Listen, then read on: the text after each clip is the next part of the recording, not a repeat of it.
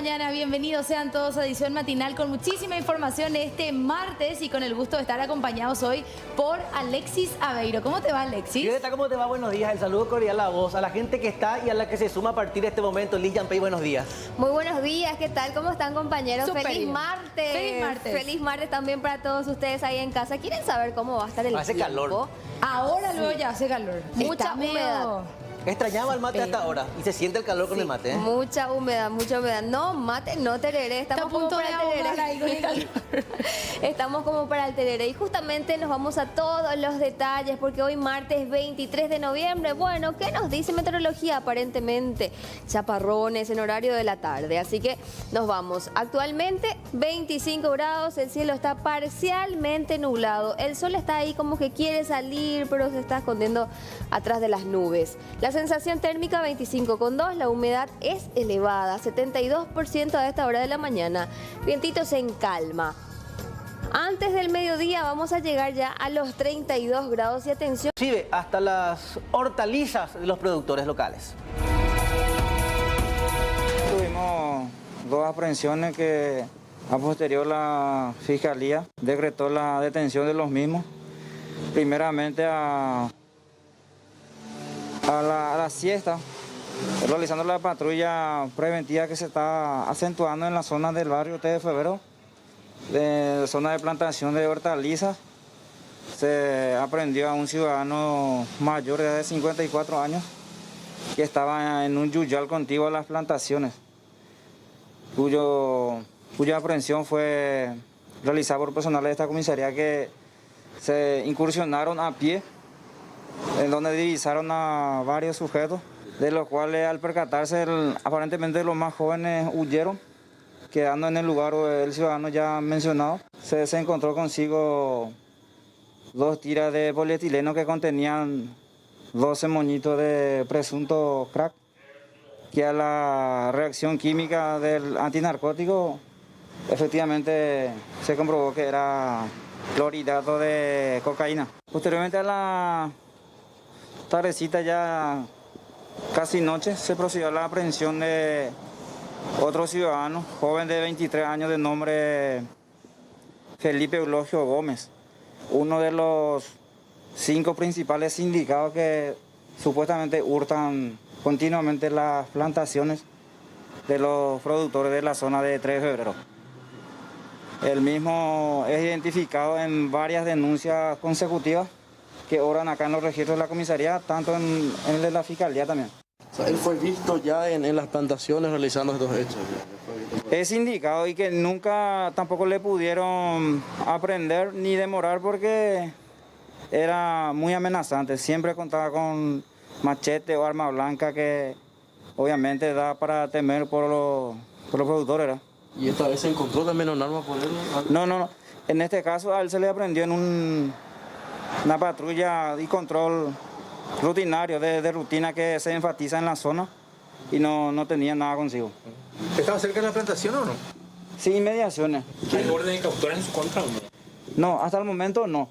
Y como obran varias denuncias en su contra, el fiscal dispuso la detención hasta mayores verificaciones. ¿Qué relación hay entre esta persona que vendía aparentemente esta droga con el detenido segundo? ¿Él sería proveedor de ella? No te podría certificar eso, pero dadas las circunstancias podríamos presumir. Seguimos con más informaciones de noche y madrugada. Una pareja de motochorros que fue detenida luego de cometer varios hechos delictivos en el centro capitalino, microcentro específicamente. Los agentes de la comisaría tercera son los que procedieron a la detención de estos dos. Fíjense allí las imágenes que teníamos de circuito cerrado, y en el poder de uno de ellos se encontró esta arma blanca de importante tamaño con la que terminaban intimando a sus víctimas. Ambos fueron plenamente identificados por sus víctimas. El día de la fecha, siendo las 21:30 horas, se recibió una llamada en el sistema 911 sobre personas sospechosas con similares características. De días anteriores habían realizado hechos de robo agravado, cuyas denuncias fueron formuladas en esta comisaría. En total, hasta el momento se contabilizó 6 denuncias contra los supuestos autores, 3 de los cuales ya sus víctimas identificaron plenamente. a lo mismo como los supuestos autores del hecho. Es una pareja que circulaban a bordo de una motocicleta de color rojo, tipo motoneta, y como acompañante se iba una persona de sexo masculino y la motocicleta, reitero, iba conducido y guiado por una persona de sexo femenino, cuyos datos, al ser cotejados en el sistema informático, registraron que poseen varios antecedentes por hechos delictivos. Todas las denuncias que recibimos con anterioridad fueron hechas con arma blanca, ya sea destornillador o arma blanca punzocortante. En el momento de la detención, sí, la persona que estaba como acompañante tenía adherido al cuerpo entre la cintura del pantalón un arma punzocortante, que una de las víctimas pudo reconocer que efectivamente se trataría con la misma arma con el cual le intimó a que entregara sus pertenencias. ¿En dónde suelen actuar normalmente estas personas? Y actúan en la periferia del microcentro, ya sea sobre República de Colombia, Teniente Fariña, Iturbe, Caballero, México. En el momento de la detención, comisario, ¿esta gente tenía en su poder algunos de los objetos hurtados? No se pudo hallar en poder en ninguno de los dos, ningún objeto ya denunciado con anterioridad. Se realizó avance investigativo de los hechos anteriormente, recolectando cámaras de circuito cerrado en la cual se le ve perfectamente que se trataría de la misma persona. Un joven identificado como Mario Vázquez fue víctima de tortoleros en el barrio Villamorra de la capital. El mismo se encontraba en una cancha de pádel. Al salir ya no encontró su camioneta, que se encontraba estacionada en las afueras de este local. Dos personas a bordo de dos motocicletas rompieron el parabrisas y de hecho eso ya estamos observando en imágenes de circuito cerrado. La parte trasera específicamente, y se alzaron con una computadora. El hecho fue captado, como decíamos, y de esta manera también quedaban los vidrios del automóvil siniestrado. Porque yo estaba fuera de la cancha, ¿verdad? Y en realidad pensé que me estaba bromeando, pero cuando salgo ya encuentro el vidrio roto, de hecho, ¿verdad? ¿Estacionaron frente al local el vehículo? De esa columna que ves, mi vehículo estaba al lado. Y así fue. ¿Cuántas personas eran? Eran dos motos. Una que estaba de vigilante y la otra que estaba rondando esperando el momento, ¿verdad? O sea, estudiaron previamente. Sí, así mismo. Y también llevan por lo visto en cuenta el porte de los vehículos. No sabría decirte. Bueno, pasa que mi vehículo era el más alejado del portón de acceso. Entonces el que estaba de campana, inclusive se acerca con una linterna a verificar el vehículo y después se acerca la otra moto para romper el vidrio y llevarlo. ¿Con qué rompieron? Era con una piedra. O sea, tiene el arma, tiene el bloqueo de fábrica, no tiene el arma. O sea, entonces no sonó nada ni nos alertó de nada, ¿verdad? ¿Y qué se llevaron? Una Nodo. Justito estaba con su estuchecito. Estaba atrás, de hecho, porque normalmente si estoy con la computadora saco de acá y pongo atrás, ¿verdad? Pero como estaban con la linterna, como que verificaban el vehículo, no encontraron nada y rompieron atrás. Me imagino que debe haber archivo de tu trabajo allí, ¿verdad? Sí, así es. Vamos al ámbito internacional, pero que lastimosamente involucra a una mujer paraguaya, y en este caso en la localidad de Madrid, España. Una paraguaya de 50 años sin antecedentes quedó detenida como sospechosa del asesinato de una mujer de la tercera edad, de 92 años, específicamente ella española. La compatriota era su cuidadora y al momento del hallazgo del cuerpo era la única persona que se encontraba en la vivienda. La hija de la fallecida encontró el cadáver y avisó al servicio de emergencias. Amelia, y sus apellidos con las siglas CM, es la víctima fatal. Más datos no fueron revelados por los investigadores, quienes presumen que podrían haber más implicados. El grupo de delitos violentos de la Brigada de Policía Científica y agentes del grupo VIDE Homicidios han interrogado a la sospechosa y han visto las cámaras de seguridad que de forma oculta habían instalado los familiares de la mujer de la tercera edad porque creían que la cuidadora les estaba robando objetos de la casa. En los videos se observó cómo la detenida asfixió hasta matar a la víctima, una locura, cuya causa de fallecimiento fue confirmada a través de una autopsia. Entonces, recordemos, una paraguaya de 50 años es la que está siendo acusada de este grave crimen.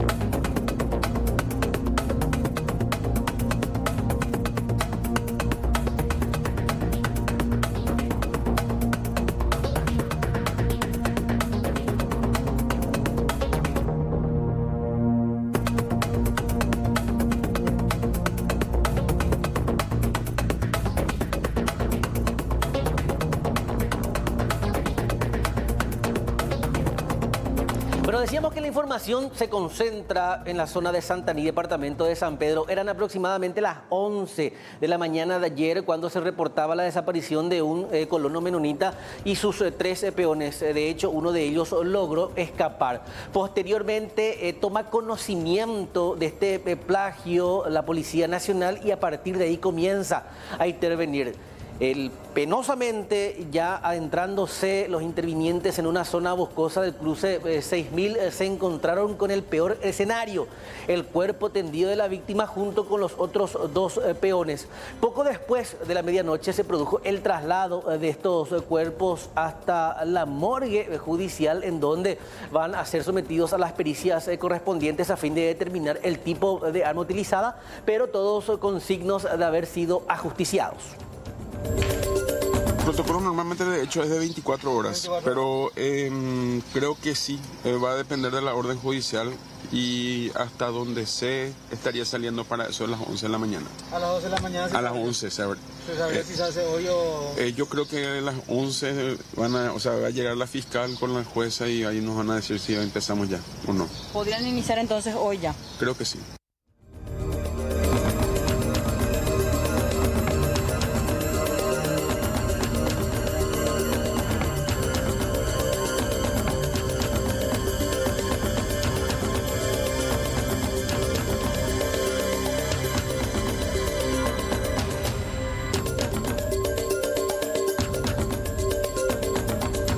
Este 3 y 4 de diciembre nos convoca nuevamente la Teletón y les quiero hablar de algo en particular porque este año se dio algo hermoso, la comilona de Teletón, en la que las abuelas de la fundación fueron las encargadas de rescatar y bueno, de brindar todo su conocimiento, su amor, esa comida tan rica que nos preparan generalmente. Bueno, ellas salieron al rescate para esta edición. Se vivió a través de 4 programas, domingo tras domingo, en diferentes puntos del país, en diferentes calles, lo cual hizo aún más hermosa esta fiesta. Así que 3 y 4 de diciembre nos convocamos nuevamente para la gran maratón solidaria de Teletón. Volvamos a estar cerca, volvamos a estar cerca, volvamos. Teletón y vos una vez más. La comilona de Teletón hace muchísimo por nuestros nietos y por todo el Paraguay. Por eso hoy queremos devolverle algo. Nuestras recetas. En el momento más difícil a nivel país por la pandemia del COVID-19, nuestras abuelas nos devolvieron la ilusión y las esperanzas con la comilona, reviviendo las recetas más deliciosas, de esas que llegan directo al corazón, en 4 programas de televisión.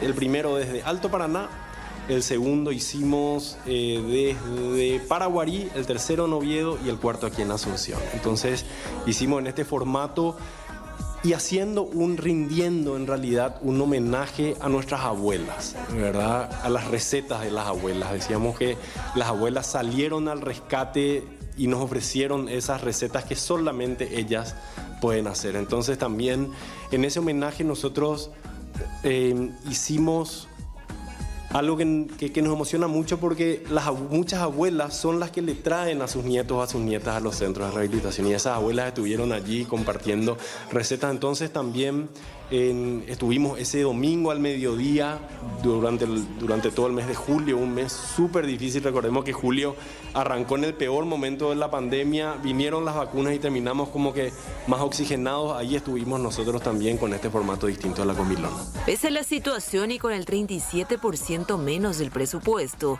la ciudadanía apostó por la innovación con Teletón. Es así que se realizó la comilona móvil durante todo el mes de julio.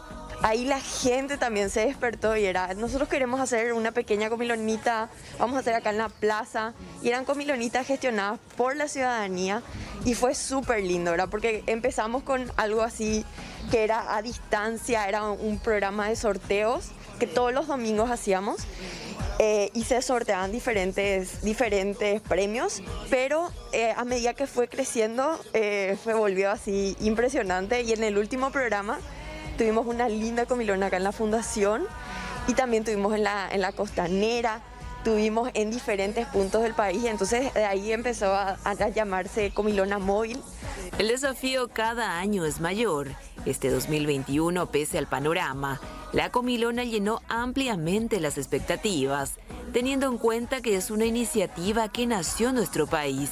Este 3 y 4 de diciembre, volvamos a estar cerca con las familias de Teletón.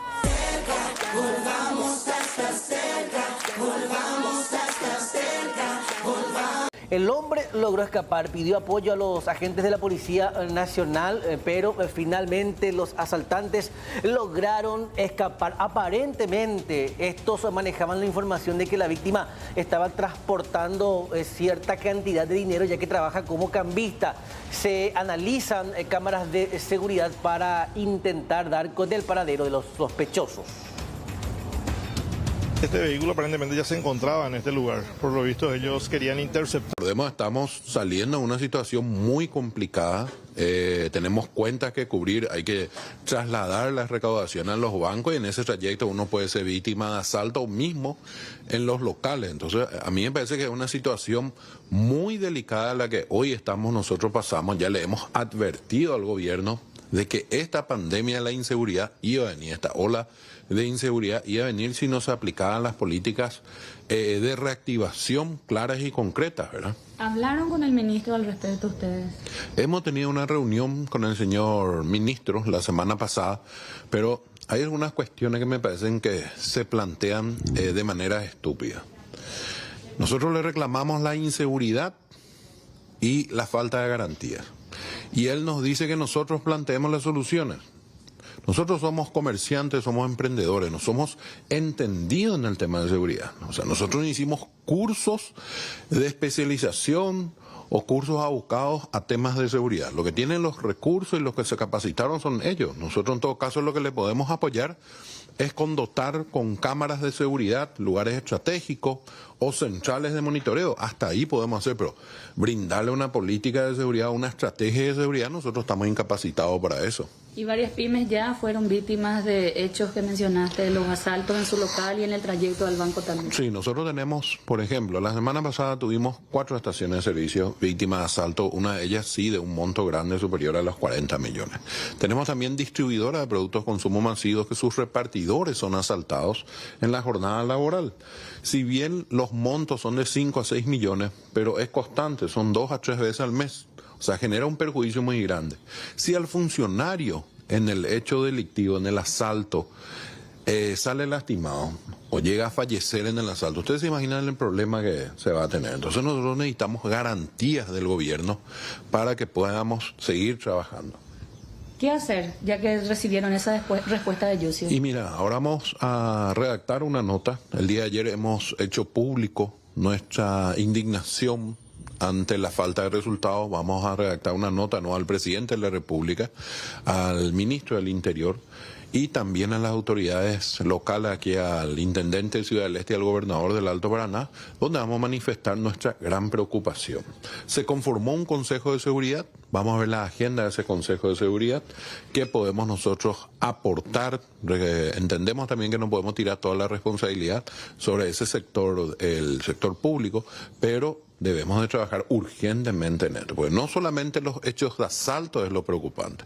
Lo que preocupante es aquí que Ciudad del Este se está convirtiendo poco a poco en una nueva Pedro Juan Caballero, con hechos de asesinatos por mandato, núcleos de facciones delictivas que están siendo descubiertas y que están operando en gran volumen con marihuana, con cocaína, y eso es preocupante por nuestra posición de tres fronteras.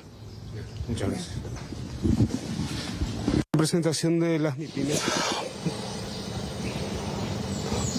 Bueno, esta situación que de una u otra forma ya mantiene en zozobra a trabajadores, es el pedido, el auxilio que piden también las autoridades, especialmente al ministro del Interior. Van a redactar una nota ya dirigida al presidente de la República en caso de que no se dé la solución que ellos aguardan. Incluso están preparando una manifestación, el cierre del Puente Internacional de la Amistad, para poder exigir mayor seguridad en la zona de Alto Paraná. Una pena realmente, Joel, ¿verdad? Que tengan que pronunciarse de esta manera para que se pueda hacer un trabajo realmente que les garantice seguridad. Cuando estamos hablando, insisto con esto, ¿verdad? Cuando estamos hablando de tratar de reactivar un poco la economía, que es en beneficio de todos, porque como siempre reconocen desde Hacienda, desde Tributación, las MIPYMES son las que mueven realmente la economía, ¿verdad? En diferentes escalas, así que es una pena que tengan que pronunciarse y ojalá se les pueda garantizar un mínimo para operar con mayor tranquilidad. Gracias, muy amable. Hasta luego. Cambiamos de tema y hablamos de la inseguridad, esta que azota a gran parte del país. Pero en este caso muy específico debemos destacar penosamente la utilización de niños, porque esta es una familia que se dedicaba a delinquir, pero utilizaba a los menores para perpetrar sus robos. Y fíjense ustedes en estas imágenes de circuito cerrado cuando la familia llega a una estación de servicios en compañía de estos dos chicos que son utilizados como elementos distractores para que ellos aprovechasen el momento y apropiarse principalmente de bebidas alcohólicas. Este fin de semana hurtaron productos por valor a los 500.000 guaraníes aproximadamente. A la teleaudiencia, para los compañeros que están también en el estudio. Sí, realmente ayer asumí, una vez que lastimosamente un hecho que ocurrió y eso tuvo repercusión en el jefe y el subjefe de la comisaría.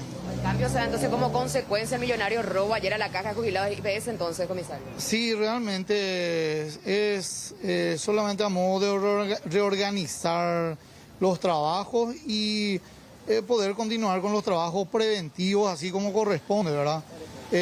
Como ser humano yo siempre digo que podemos tener falencia, podemos equivocarnos, y este es el caso que ocurrió, ¿verdad? Entonces, en una pequeña distracción, digamos, los delincuentes no aprovechan, ¿verdad?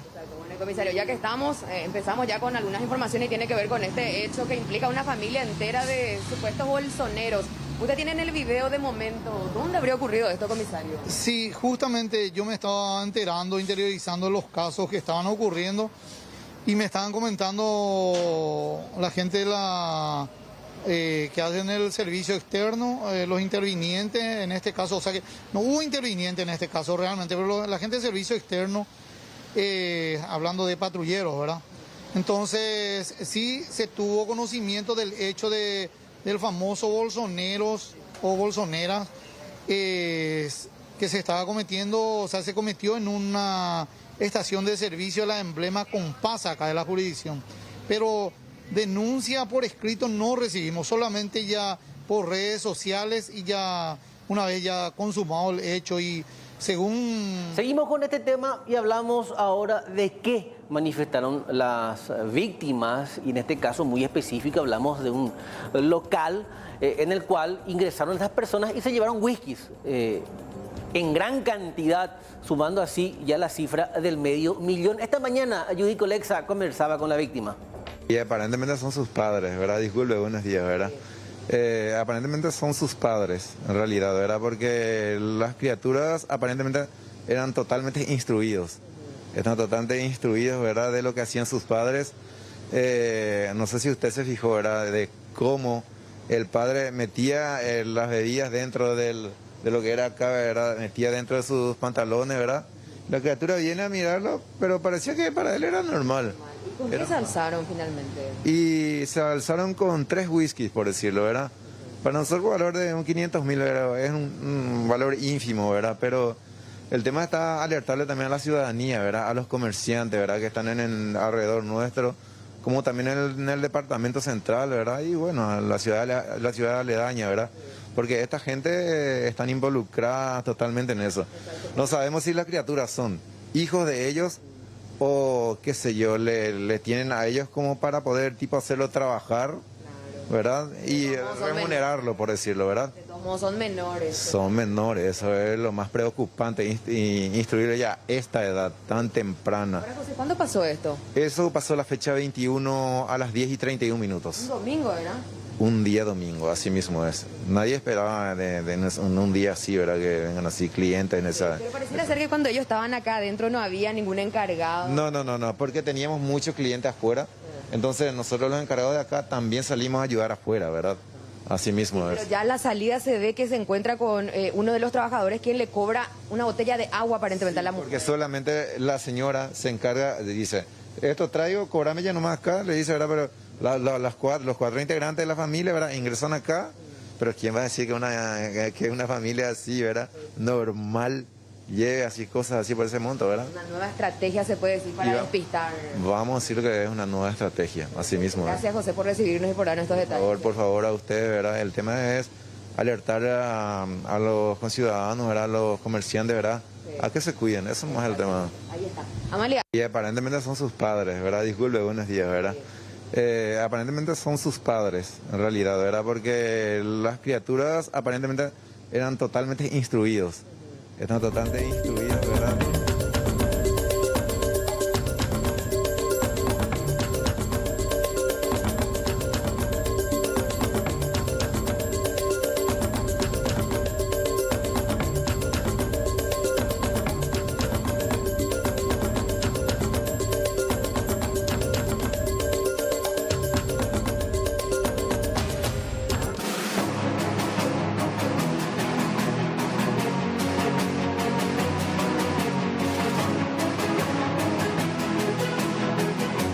Con 15 de esta mañana y nos vamos a uno de los temas centrales que marcan sin duda alguna la agenda del día, de la semana probablemente. Blanca López desde el norte, ¿cómo te va? Buen día.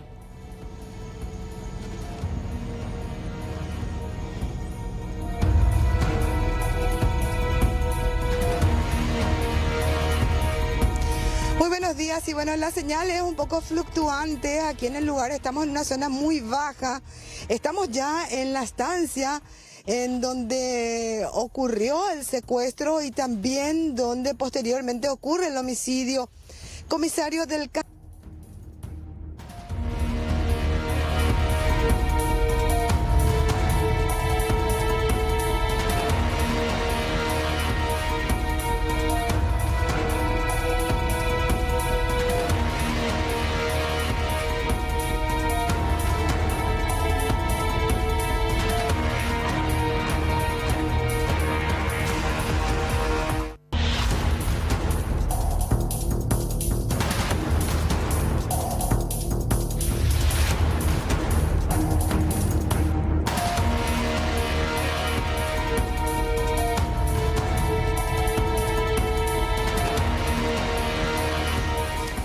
Bueno, 9:16 y como todas las mañanas queremos empezar a plantear un poco este tema para que ustedes se vayan sumando al debate, ¿verdad? 0985-625-000 es el canal de WhatsApp y ya en instantes también vamos a hablar de redes sociales. El tema, Alexis Liz, es esta información que sale de la Comisión de Hacienda precisamente porque se está hablando del presupuesto general de gastos de la Nación 2022. Sabemos que ya hubo algunos ajustes, ¿verdad?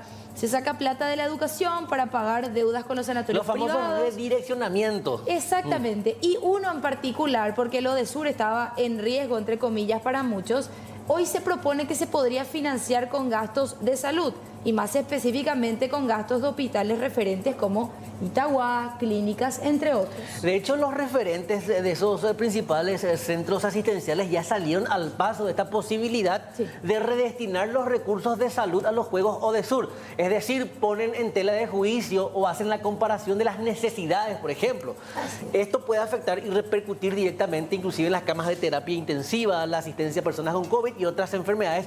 Por eso ponemos y planteamos al televidente cuál es su opinión en esta encuesta con respecto a redireccionar plata que efectivamente uno a simple vista puede ya de entrada estar en contra. Así es, así es. Liz, tenemos nuestra consigna en redes sociales también. Exactamente, Violeta, Alexis. Les comentamos a todas las personas que están ahí en casa, @C9N Paraguay en todas las redes sociales, en Instagram, en Facebook y en Twitter. Es ahí en donde lanzamos la consigna del día, ya los compañeros estuvieron mencionando. Nosotros le queremos preguntar también a todos ustedes, ¿están de acuerdo con que los fondos de salud sean redireccionados para los Juegos ODESUR 2022?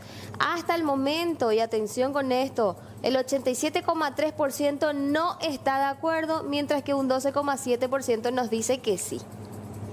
Sí, ahí está entonces, 79 votos, va bastante bien. Habría que ver un poco el tema del WhatsApp también, ¿verdad? No sé si tenemos acá 085-625-000. Y estaban mencionando ustedes acerca de los hospitales. Sí. Y eso que nosotros no tenemos en cuenta. Nosotros tenemos que estar preparados por si se venga alguna ola nuevamente de COVID. Sí, así es. Ya prácticamente en etapa final de estudio en comisiones del presupuesto general de gastos para el ejercicio fiscal del año 2022.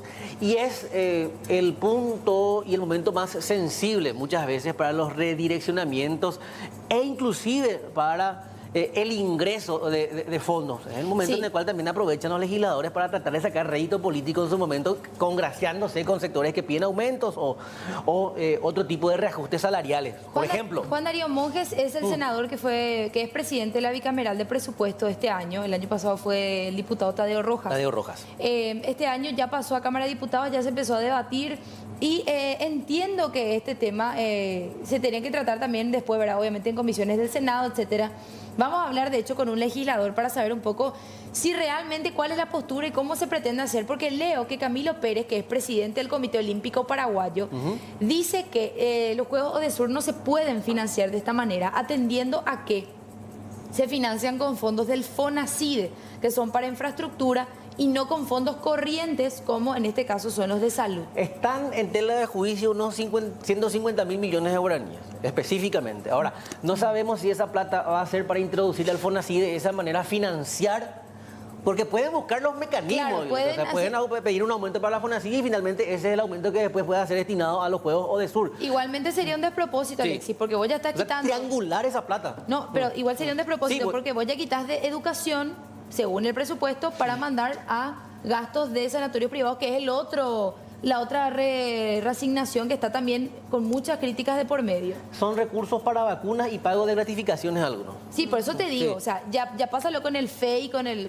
Fondo de Excelencia de la Educación, etcétera, que quieren lo recortar de ahí para mandar a gastos que ya se hicieron o deudas que ya se tienen con sanatorios privados. Y este sería el otro que sacan de salud para pagar los Odesur. Ahora, ¿para cuándo están previstos los Juegos Odesur?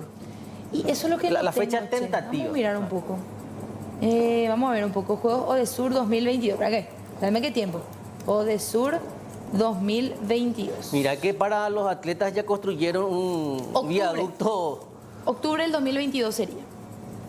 Y estamos ahí nomás, a menos de un año. Y sí, porque esto no se organiza en 2 meses, o sea, se organiza con mucho tiempo y es por eso que necesitan saber. Insistimos, o sea, nosotros abrimos la posibilidad para que ustedes voten en @C9N Paraguay, como nos contaba Liz, también en el 0985-625-000. Y ya en instantes vamos a hablar también con un senador, insistimos, tengo entendido que es de la Comisión de Hacienda del Senado, para saber un poco qué es lo que realmente quieren hacer y cómo queda también aquí el tema de quitamos de educación para pagar salud y ahora quitamos de salud para pagar Odesur. O sea, hay unos movimientos bastante raros y da la impresión de que lo que se tiene en Hacienda no alcanza para mucho, así que hay que ver cómo se maneja todo. Un presupuesto general de gastos para el ejercicio del año 2022 con problemas de financiamiento, el famoso...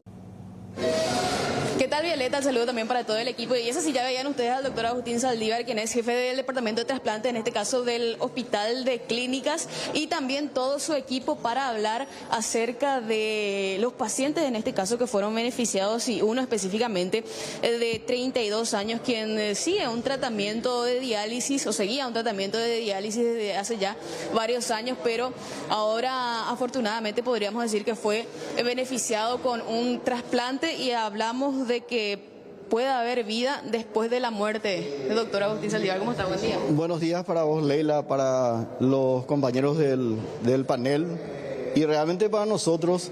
Te estaba comentando yo, el trasplante así es simplemente una línea de palabras. Sin embargo, detrás de esa palabra hay un equipo gigante que comienza con los procuradores del Instituto Nacional de Ablación y Trasplantes de Órganos. Están los que hacen la clasificación del suero de cada paciente que está en lista de espera en el laboratorio central. Están los hospitales donantes, en los cuales se pueden generar una muerte cerebral que puede facilitar, si hay una cultura desarrollada en la persona, la posibilidad de que en esa circunstancia dispongan de los órganos de este ser querido, que dentro de minuto nosotros damos el cumplimiento de lo que él alguna vez conversó en la mesa es importante. En la mesa familiar hemos conversado que si alguno de nosotros tiene esa desgracia de tener una muerte cerebral, por lo menos no entierre sus órganos, sino que dé felicidad a otras personas que están sufriendo de repente por esperar un corazón, un hígado, un riñón, una córnea, un pedazo de hueso, tal vez en el futuro un pulmón. Y eso es lo que sucedió, porque el día viernes a la noche, a las 6 de la tarde, se determina la muerte cerebral, pero ya después de 24 horas de espera de las pruebas suficientes de que ese paciente tenía muerte cerebral, es cuestión de horas de que deje de latir nada. Entonces, el equipo de cirujanos cardíacos, como el caso del doctor Melgarejo y su equipo de la Costañú, la gente de nefrología del Hospital Central del IPS y del Hospital de Clínicas, así como también los equipos de tejidos de córneas de los centros, nos movilizamos y a las 11:30 terminamos la ablación. Comenzando por supuesto con el corazón, que es trasladado al Hospital de Acostañú con motorizada, con ambulancia. Y ¿Un joven en ese caso fue el beneficiado? El informe que tenemos de parte del doctor Melgarejo es que un niño de 15 años que había tenido unas semanas antes una miocarditis dilatada con insuficiencia cardíaca terminal fue beneficiado con el corazón de este joven donante de 29 años. Y nosotros acá en la unidad de trasplante tenemos un paciente que le hemos trasplantado el día sábado, de 32 años, proveniente de Paraguarí, que tiene más de 4 años de diálisis, diabético, juvenil, o sea, un caso difícil, y él ahora ya está en la unidad acá de trasplante de órganos. Tenemos el informe también de que un joven de 30 años en el Hospital Central del IPS fue el beneficiado del otro riñón, y las córneas, por supuesto, a estas horas estamos seguros que ya determinado la celularidad que tiene esas córneas ya se habrán implantado.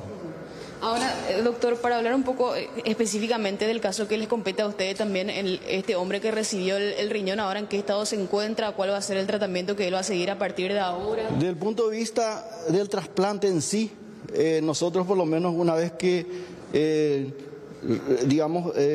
hacemos la revascularización del órgano, arteria y vena renal, así como también el urólogo, una vez que hace la comunicación del uréter, del riñón implantado a la vejiga, nosotros en ese momento visualizamos nosotros el color y sobre todo lo que es las primeras emisiones de las gotas de orina. De hecho, esas gotas se convierten a veces en litros, porque en las primeras 30 horas del trasplante del joven de 32 años que tenemos acá, él ya orinó 6 litros 120 cc de orina, en las primeras 30 horas. Por supuesto que como es una cirugía en donde uno implanta un órgano extraño, están las otras circunstancias, como las defensas que uno tiene circulantes que nosotros llamamos anticuerpos, inmunoglobulinas, que miden la aceptación del órgano, y para eso necesita la ayuda de ciertos medicamentos que ayudan a que el organismo vaya aceptando lentamente eso hasta que tenga totalmente incorporado y tolerado dentro de su cuerpo. En este caso y por último, doctor, cuando digamos el resultado sea favorable, el órgano se vaya adaptando también al cuerpo, ya el paciente va a poder llevar una vida normal. Nosotros creemos que en este caso, porque es diabético, de hecho, la colaboración multidisciplinaria que recibe, apoyo de endocrinología, nefrología, que a la doctora le va a ampliar la información, la gente de rehabilitación alimentaria y otros, hacen que este paciente en breve ya va a tener un nuevo régimen de vida, un nuevo estilo de vida, y por supuesto, vamos a encargarle que cuide el órgano que recibió de otra persona. Gracias, doctor, por una cuestión de tiempo también. Pero este es todo el equipo prácticamente que formó parte de este trasplante también, Violeta y compañeros, y sobre todo destacar la importancia también de la conciencia sobre la donación y esta que tuvo evidentemente la familia de la víctima que lamentablemente falleció, pero que finalmente terminó dándole vida también a otros pacientes. Así es, muchísimas gracias, Leila, y felicitaciones para todo el equipo, también a la familia, por supuesto, de esta persona trasplantada y las demás que serán trasplantadas en los siguientes días. Hasta luego.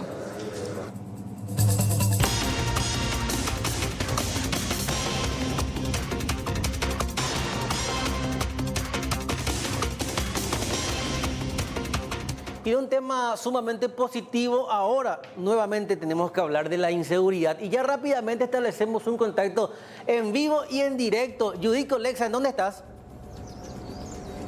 ¿Qué tal, Alexis? ¿Cómo te va? Perdón por ser la portadora de las malas noticias, No. ¿verdad? Pero nuevamente los hechos de inseguridad nos traen a otro barrio de Central. Acá está don Leoncio esperándonos para hablarnos de lo que fue víctima durante las últimas horas por parte nuevamente de los adictos. Están cansados. Él es el único, lastimosamente, de los vecinos que se anima a hablar porque el resto tiene miedo a represalia, porque todos casi ya fueron víctimas de estos ladrones domiciliarios que en horas de la madrugada activan, don Leoncio. Sí, así mismo, Judith. Y realmente nos sentimos impotentes, porque uno trabaja de día, en la noche quiere descansar y el horario de ellos es a la madrugada.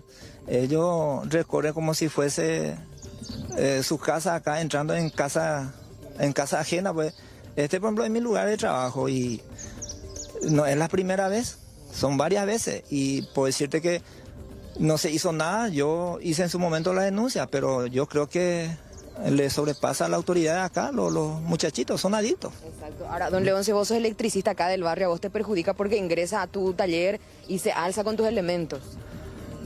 Directamente sí me perjudica, pero lo que más me preocupa es, por ejemplo, acá en el barrio, es que nosotros vinimos acá, nos instalamos, equipamos una linda placita y de a poco ellos se están apoderando acá. Y ahora, yo sé que ahora después que viene la prensa vamos a sentirnos más seguros, pienso yo. Por unos días al menos, siendo sinceros. Y la verdad que sí, pues ellos no te pasa una semana que no te llegue a entrar en el barrio. Pues yo hablo acá con los vecinos y estos días un amigo me comentó que entró en su casa queriendo robar aire. Y vos salís, te encontrás con 3, 4 mitad y cachorritos te dicen, no, déjate de joder, yo estoy llevando para mi vicio. Así te dicen, no te tienen miedo. Así ellos dicen. ¿Están armados, don Leoncio? Esas partes yo no te quiero mentir, pues yo anoche, justamente yo vine, me avisaron acá los vecinos, vine, me crucé con ellos y ya no tenía más nada en su mano. Y se nota que acá también hay gente que le da algo por lo que llevan. ¿Qué dicen desde la comisaría, don? Seguramente que usted también ya le llenaron de llamadas a la comisaría por esta situación. Yo realmente no llegué a hablar con la gente, pues acá también hace poco se cambió toda la autoridad y creo que cuando yo hice la denuncia, era en septiembre, había otros personales. Pero yo sé que detrás de estas publicaciones podemos llegar a hablar con ellos. Pues no estamos lejos de la ciudad, mira que este es el kilómetro 33 y nosotros nos sentimos prácticamente gente del centro todavía. Y durante una ciudad, o sea, una compañía muy poblada. Acá hay gente muy trabajadora. Puedo decirte, anoche cuando pasó lo que pasó, se cruzó con una furgoneta. Hoy temprano vino el muchacho de la furgoneta, me dijo, mira, don Chiriqui, o sea, don Rodríguez, yo me crucé con ellos, le dije tal cosa y ellos me contestaron así, no te vayas a meter. No tienen miedo. Y no tienen miedo. Gracias, don Leoncio, por tu... No, a usted, yo di cualquier cosa, estamos a la orden y como te digo, tú no estás lejos del pueblo. Y más te digo, ahora se cambió la autoridad acá y vamos a tratar de acercarnos junto a ellos y a ver cómo contrarrestamos esto. Pues acá está en juego nuestros chicos. Gracias, don Leoncio, que nos está hablando sobre la inseguridad que están viviendo últimamente, Alexis. Este video que estamos repasando con usted es de la madrugada de hoy. Se alzaron con los elementos de trabajo acá de don Leoncio. Algunos de los videos nada más que ellos tienen en su web, porque son varios los hechos que se dan de madrugada. Y lo que les preocupa es que estos chicos no miden las consecuencias. Ingresan ya a los patios de la casa, no importa el horario, y puede pasar a mayores en el caso que sean sorprendidos. Eso es lo que le preocupa a los vecinos acá del barrio María Auxiliadora. Bueno, estamos escuchando atentamente lo que dice la gente que es víctima diariamente del azote de la inseguridad y viene en estas condiciones, además del tapepo, y que observamos inclusive la gran cantidad de yuyales. Y ya que hablamos de otro problema, el de la sanidad, yuyales que pueden albergar inclusive un lugar de proliferación de todo tipo de alimañas. Además de la inseguridad, también tenemos eso.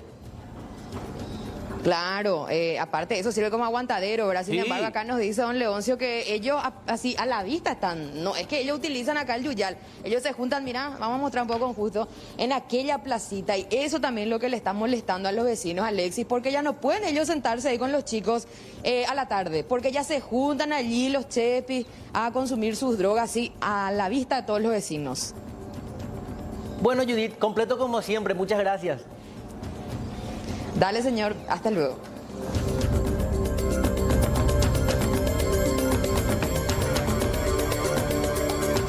Y cambiando un poquitito de tema, vamos a enfocarnos nuevamente en el presupuesto general de gastos de la Nación 2022 y esta novedad que evidentemente se tiene que tratar en pleno y demás, pero es una iniciativa que hay de direccionar fondos que son de algunos hospitales de salud específicamente para financiar los Juegos Odesur que son en octubre del 2022. Explota el WhatsApp del canal, el 85625-000. Acá, por ejemplo, utilizan calificativos. Esa parte no voy a leer, pero ya hicieron la pasarela de la vergüenza, dice. Están todos crazy. Es lo que dice acá la gente. O sea, ahí está, pegamos, sí. Ojo, pero escuchen una cosa, los Odesur se tienen que hacer. Sí. O sea, eso no está en tela de juicio porque es un compromiso nacional. Acá lo que se cuestiona o lo que queremos saber es qué vos opinás es si estás de acuerdo con que se financien los Juegos Odesur con fondos de salud. Eso es todo. Bueno, además de eso, están las redes sociales, la encuesta en Twitter y en las otras plataformas. La mayoría en desacuerdo. En desacuerdo, Sí, eso es lo que dice la gente. ¿Qué dice la gente en el Twitter, Liz? La mayoría está en desacuerdo, @C9N Paraguay en todas las redes sociales, pero es en Twitter en donde está la consigna del día. La pregunta es si es que ustedes están de acuerdo con que los fondos de salud sean redireccionados para los Juegos Odesur 2022. Hasta el momento, fíjense en estos números, 88,6% no está de acuerdo, mientras que un 11,4% nos dice que sí. Y si nos vamos más abajo, que vamos a leer algunas de las respuestas, es una locura que se haga esto. Corten Fonacide, corten viáticos, viajes, aportes a partidos políticos. Estamos en época de pandemia, que era lo que mencionábamos hace rato. Nosotros tenemos que prevenir si es que se viene una siguiente ola. Entonces, nos dice ella, estamos en época de pandemia. O renuncien y que busquen otra locación. Somos un país pobre, salud no se toca. Después está también el que nos reta. ¿Para qué poner encuestas si al final van a hacer lo que quieren? Hey. No, y en realidad ellos. En realidad David está enojado con las autoridades porque dice, bueno, ¿para qué nosotros respondemos? ¿De qué sirve nuestra opinión si finalmente ellos siempre hacen lo que quieren? ¿Y qué problema es ese, verdad? Lastimosamente, que las autoridades a fin de cuentas, o los legisladores en este caso, no hacen caso muchas veces a lo que quiere el pueblo, salvo que se desborde la situación y haya manifestaciones y demás, porque ahí sí eventualmente, si es que quieren, porque si no, no pasa nada tampoco. ¿Más mensajes? 85625-000, mucha disconformidad, principalmente también a través de WhatsApp con respecto a redireccionar estos fondos, Violeta.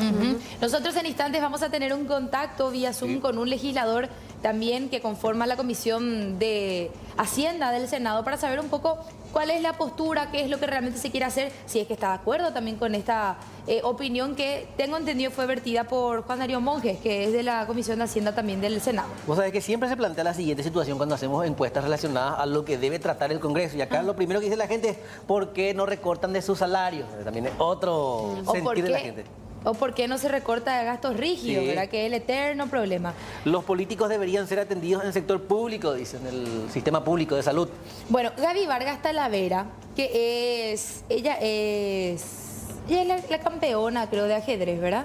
Una chica muy sobresaliente en el deporte, dice, soy deportista, es más, el ajedrez será deporte de exhibición en los Juegos Odesur y obvio que me emociona eso y quiero participar, pero la salud es más importante, dice Gaby Vargas Talavera, @KaisaPY, por si quieren leer. Mi mamá falleció en clínicas y viví en carne propia nuestro sistema de salud. No pueden permitir esto, ¿sí? Haciendo mención a una colega que dice que recortarán a salud 20.000 millones de guaraníes, a clínicas 5.000 millones y a la DIVEN 20.000 millones a cambio de invertir en Juegos Odesur. 20.000 más 20.000 más 5.000 serían 45.000 millones de guaraníes. A la DIVEN, Alexis, 20.000 millones. Muy grave eso. Porque la DIVEN ya es la dirección. Sí, porque la dirección de beneficencia precisamente sirve para solventar aquellos, por ejemplo, prótesis, algunas donaciones que la gente muchas veces necesita con... Es tan burocrático el protocolo para acceder a los beneficios de la DIVEN muchas veces. O sea, uno, por ejemplo, cuando pasa ahí sobre Mariscal López, donde está su local, puede notar la fila de personas que está con su recetita en mano esperando ingresar para ver y ver la forma de tener un ok. O sea, vamos citando algunas situaciones por las cuales uno se topa en el sistema de salud. Imagínate si vas a recortar el presupuesto. Y le sacaba el presupuesto. Menos gente. Lo que tienen que hacer es limpiar las instituciones de tantos planilleros que hay, tantos chonguitos que entraron por algún que otro interés y ahí va a sobrar la plata. Para que no sea como las municipalidades, por ejemplo, que supuestamente descontratan a funcionarios. Se prende a nuestra encuesta y dice: hola gente, buen día, quiero opinar y decirles a todos, al pueblo y a la gente toda, con estos que quieren hacer tocar dinero de la salud para invertir en juegos.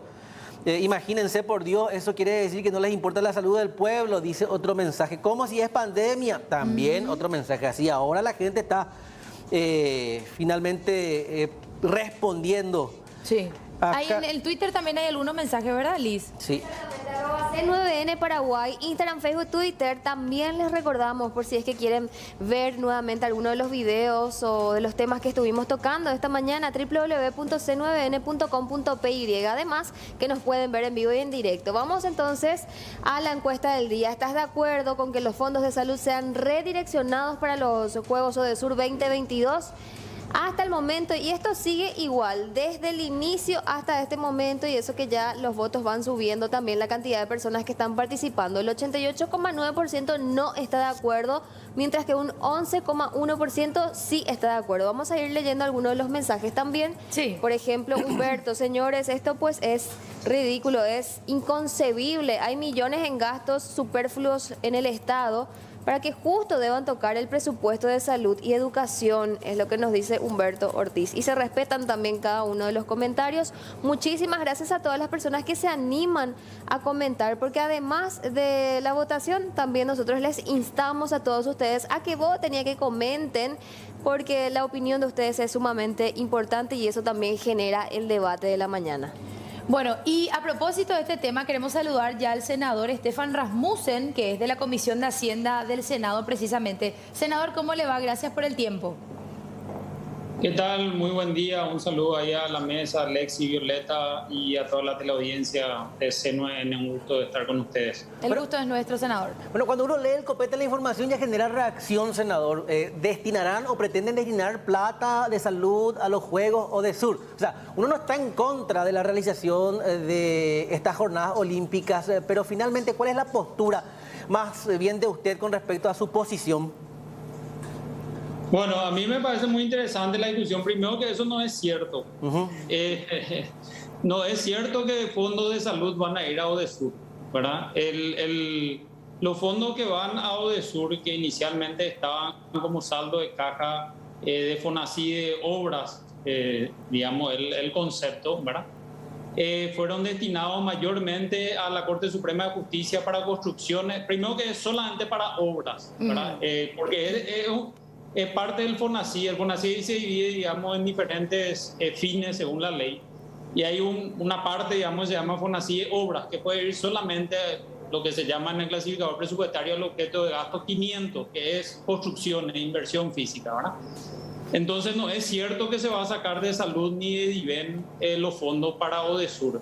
Los fondos para ODESUR inicialmente vinieron en el proyecto del Ejecutivo a la bicameral en un saldo de caja dentro del MEC, dentro de FONACYDE, pero no estaba realmente destinado a ODESUR. Era como un saldo de caja que sobraba, por decirlo de una manera, ¿verdad? Sí. Entonces eso se distribuyó en diferentes instituciones, ninguna de ellas de salud.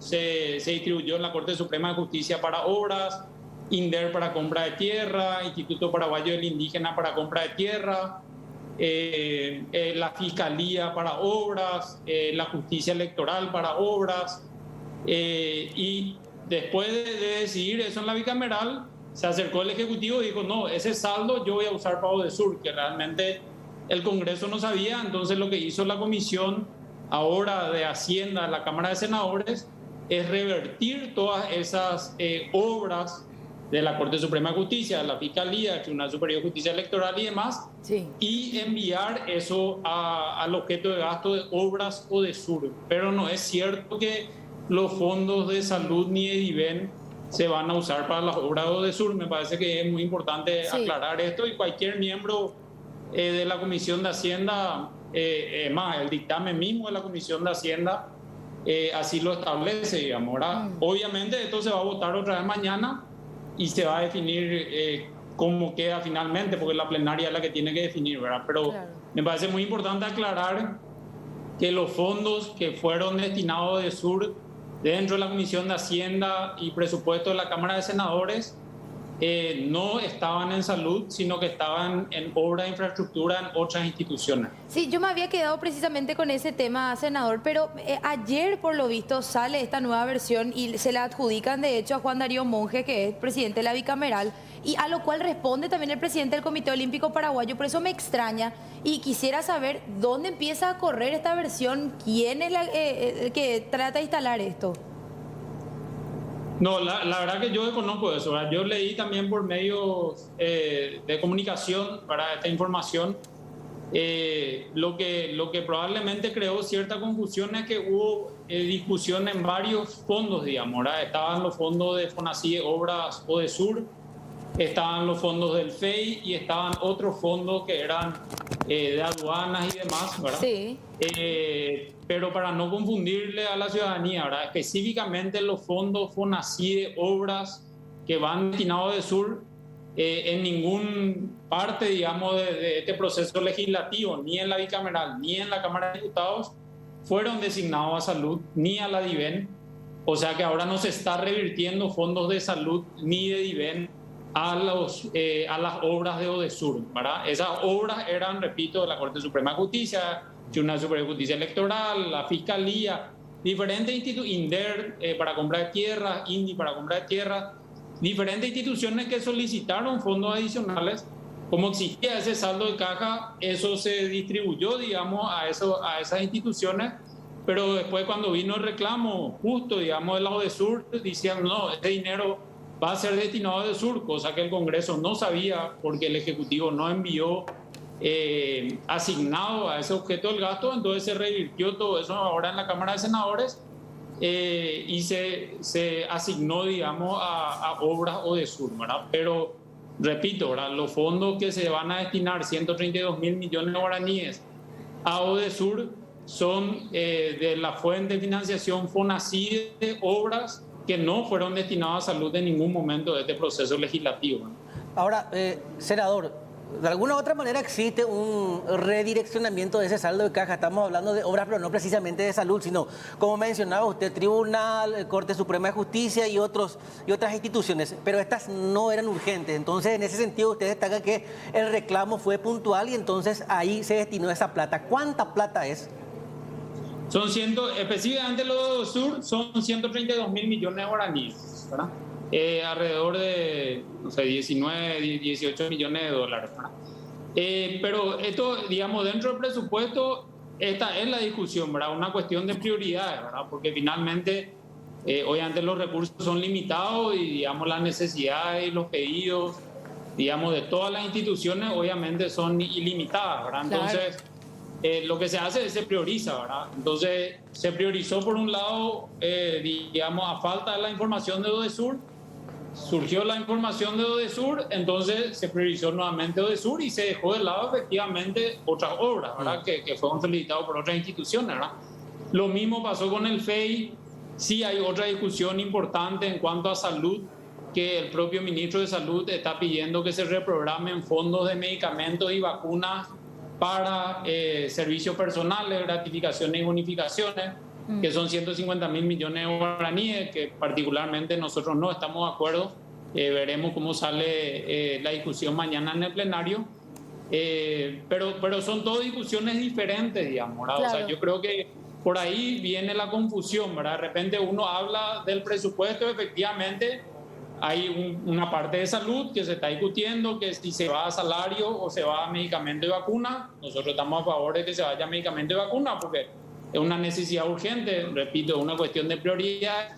Está el tema del FEI, del Fondo de la Excelencia, que va a beca, primera infancia e investigación científica, que en un momento se envió a creación de nuevos cargos y demás, también en la Fiscalía, en la Corte Suprema de Justicia y demás. Ayer se logró revertir parte de eso, de los 119.000 millones de guaraníes, se revirtió 98.000 millones de guaraníes. Ajá. Vamos a ver cómo se vota en la plenaria. Pero, repito, lo de ODESUR, que se revirtió el 100% de los 132.000 millones de guaraníes, estaba en FONACIE de obras, no fue nunca, digamos, eso a salud, por lo menos digamos lo que definió ni la bicameral ni la Cámara de Diputados. y ahora en el dictamen de Hacienda se revirtió el 100% para Odesur y sí, efectivamente se dejó de lado ciertas obras que no estaban luego incluidas en el presupuesto original, sino que fueron pedidos puntuales de ciertas instituciones. Ahora, senador, ¿qué tan inflado llegó el presupuesto, así como salió de la comisión bicameral, pasa por diputados, qué tan inflado llegó a ustedes? No, el presupuesto, que yo creo que es una buena medida, ya en la bicameral se decidió no aumentar, digamos, el número final, ¿verdad? Lo que finalmente se hace es se redistribuye los ingresos, porque finalmente el presupuesto es una cuestión de ingresos y gastos, ¿verdad? O sea, uno tiene ingresos. Claro, pero en diputados no hubo mayores modificaciones en cuanto a monto, o sea, se respetó, digamos, el monto, pero redistribuyeron ellos ciertas cuestiones. Así es. Siempre se trata y en primera instancia lo ya en la bicameral, y eso yo creo que es positivo, ¿verdad? Por lo menos el tope presupuestario se respeta, ¿verdad? Después la redistribución dentro del presupuesto, bueno, ahí se hace alguna que otra como esta que estamos hablando, ¿verdad? Se sacó de Odesur sin saber que era para Odesur, se reclamó lo de Odesur, se priorizó Odesur, se le devuelve a Odesur la plata, ¿verdad? Pero siempre se trata de mantener ese tope, que es muy importante, y se redistribuye dentro de ese tope entre instituciones y prioridades que llegan al Congreso, tanto del Ejecutivo como de las diferentes instituciones. Senador, a propósito del presupuesto general de gastos para el ejercicio fiscal del año 2022, existen, además de salud, sectores que preocupan, como por ejemplo el de la educación. A pesar de que estuvimos 2 años en pandemia, se fueron generando, por ejemplo, las denuncias de problemas en la estructura, la distribución de los kits y compañía en las instituciones públicas. En tal sentido, hablamos de un presupuesto acorde a lo que se va a necesitar para el próximo año para la reparación de escuelas y que los chicos, por ejemplo, regresen en escuelas acondicionadas para albergarlos. Sí, la discusión de educación es una discusión muy necesaria, ¿verdad? Y no pasa solamente por el número, sino pasa por la calidad y la evaluación y la capacitación que se haga a los docentes, ¿verdad? Yo creo que el principal déficit que tenemos en educación no es necesariamente en infraestructura o en alimentación escolar, sino que en calidad educativa. Y ahí es donde no está el foco. Lastimosamente no estuvo el foco en este gobierno, por lo menos los primeros 3 años con el ministro de Educación anterior, al cual nosotros le interpelamos, por lo menos en nuestro punto de vista, ¿verdad? Nunca se vio un foco en mejorar la calidad educativa. ¿Qué se va a enseñar? ¿Cómo se va a enseñar? De hecho, lastimosamente la pandemia en cuanto a educación la manejamos pésimamente mal. Fue prácticamente 2 años perdidos para los chicos, que va a ser muy difícil de recuperar. Entonces la discusión de educación no pasa solamente por los montos. De hecho, hace 4 años el único ministerio, la única cartera que recibe un aumento de suma muy importante, de arriba de los 60, 70 millones de dólares por año adicional, es la cartera de educación a través del aumento salarial a los docentes. La gran pregunta es, ¿viene eso acompañado realmente de una estrategia y de un programa de mejora de calidad educativa? Todos los resultados nos dicen que no, ¿verdad? O sea, lastimosamente estamos en los últimos lugares de calidad educativa del mundo, no solamente de la región, y no vemos, digamos, luz al final del túnel de que esto mejore, no vemos que haya realmente un foco en eso, ¿verdad? Entonces, esa es parte de la discusión. La otra parte de la discusión importante en educación, que sí se dio en esta instancia, digamos, fue los fondos de excelencia, ¿verdad? Claro. Que gran parte van a educación, a becas y también a investigación científica, que finalmente es educación, es crear conocimiento, ¿verdad? Entonces, esa fue una gran discusión que se sigue dando originalmente en la bicameral y en diputados. Se utilizaron 119 mil millones de guaraníes, de cerca de 17 millones de dólares del Fondo de Excelencia. Ahora planteamos nosotros revertir 98 mil millones de guaraníes, unos 15 millones de dólares. Vamos a ver cómo se da la votación mañana en plenaria, ¿verdad? Pero esa sí es una discusión importante, ¿verdad? ¿Dónde hay que focalizar? Hay que focalizar en becas y en investigación científica, o hay que focalizar en equiparación salarial para jueces de paz, que todo es importante, digamos, ¿verdad? Pero finalmente es una cuestión de prioridades. Claro. Y nosotros entendemos que claramente la prioridad es la calidad educativa y no la burocracia estatal, que además presta pésimos servicios públicos a la ciudadanía, ¿no? Claro, hay ciertas cosas que pueden esperar, sobre todo atendiendo al escenario de crisis económica y más, ¿verdad?, que nos deja esta pandemia. O sea, se podrían esperar ciertas cosas y la educación no puede esperar. Ahora bien, este tema de las deudas que existen desde salud pública, sanatorios privados, ¿cómo está previsto que eso se financie? Bueno, esa es una discusión importante también, porque en los últimos meses la cartera de salud y a través del Poder Ejecutivo, el Presidente de la República, el Ministerio de Hacienda, además, acercaron varios proyectos al Congreso Nacional que se aprobaron para pagar deudas de farmacéuticas, para pagar deudas de hospitales privados, de servicios prestados por COVID.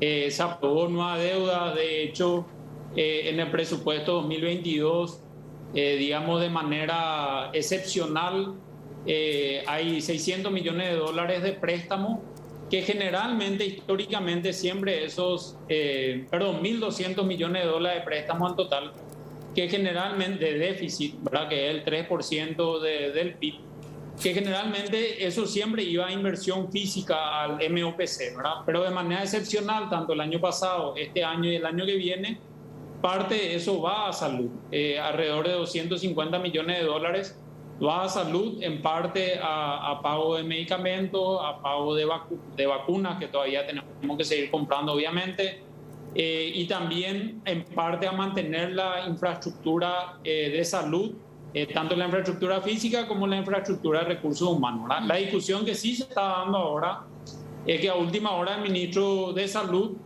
envió una modificación y está enviando 150 mil millones de guaraníes de medicamentos y vacunas, que tanto reclamo hay, que se necesita la plata y que salimos a prestar plata y que se le da a la farmacéutica, está enviando esa plata a pago de bonificaciones y gratificaciones, que puede ser también una necesidad, pero claramente no es la prioridad y no es la forma, sobre todo, de hacer que en 10 o 15 días cambien tan rápido de foco y de prioridad. Es decir, no, los medicamentos y la vacuna ahora ya no son lo prioritario es responder a estos reclamos sindicales, ¿verdad? Entonces, senador, perdón, discúlpame, no estamos de los 250 millones de dólares, ¿de dónde salen y van para salud? Esa parte es lo que me perdí. No, de los 1.200 millones de dólares que es de déficit fiscal, que son préstamos, básicamente, sí. La gran parte son préstamos y una parte, creo que alrededor de 350 millones de dólares son bonos. Eso es deuda externa. Sí. El presupuesto de salud, no tengo el número exacto en mente, pero está alrededor de los 1.000 millones de dólares. Okay. Y en parte de eso es de deuda externa, que históricamente nunca se financia gasto corriente, como es salud, con deuda externa, porque la ley de administración financiera dice que uno tiene que endeudarse, o sea, si se va a endeudar es para invertir, ¿verdad? Ya sea para ruta, para puentes, para inclusive para hospitales y demás, ¿verdad? Pero no para gasto corriente, ¿verdad? Pero de manera excepcional, por la pandemia del año pasado, este año y el año que viene, el país se está endeudando para pagar medicamentos, vacunas y gastos de personal de salud, ¿no? Bueno, senador, por último, y al menos de mi parte, hablaba usted del presupuesto y la plata que se redireccionó. Dos instituciones cuyos integrantes o quienes dependen de ella el año pasado o este año plantearon varios reclamos, que es el sector indígena y el campesinado. En el presupuesto del INDI solo se pretende o se tiene la cantidad de dinero para la compra de 216 hectáreas, es decir, la restitución a los pueblos originarios.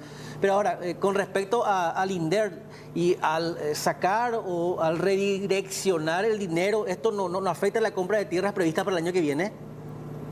Sí, esa es una gran problemática que tenemos realmente, ¿verdad? Este tema de sacar leyes de expropiaciones sin que INDER tenga la plata para pagar las expropiaciones, ¿verdad? Terminan justamente en estos litigios que estamos viendo, ¿verdad? Porque, ¿qué pasa, verdad?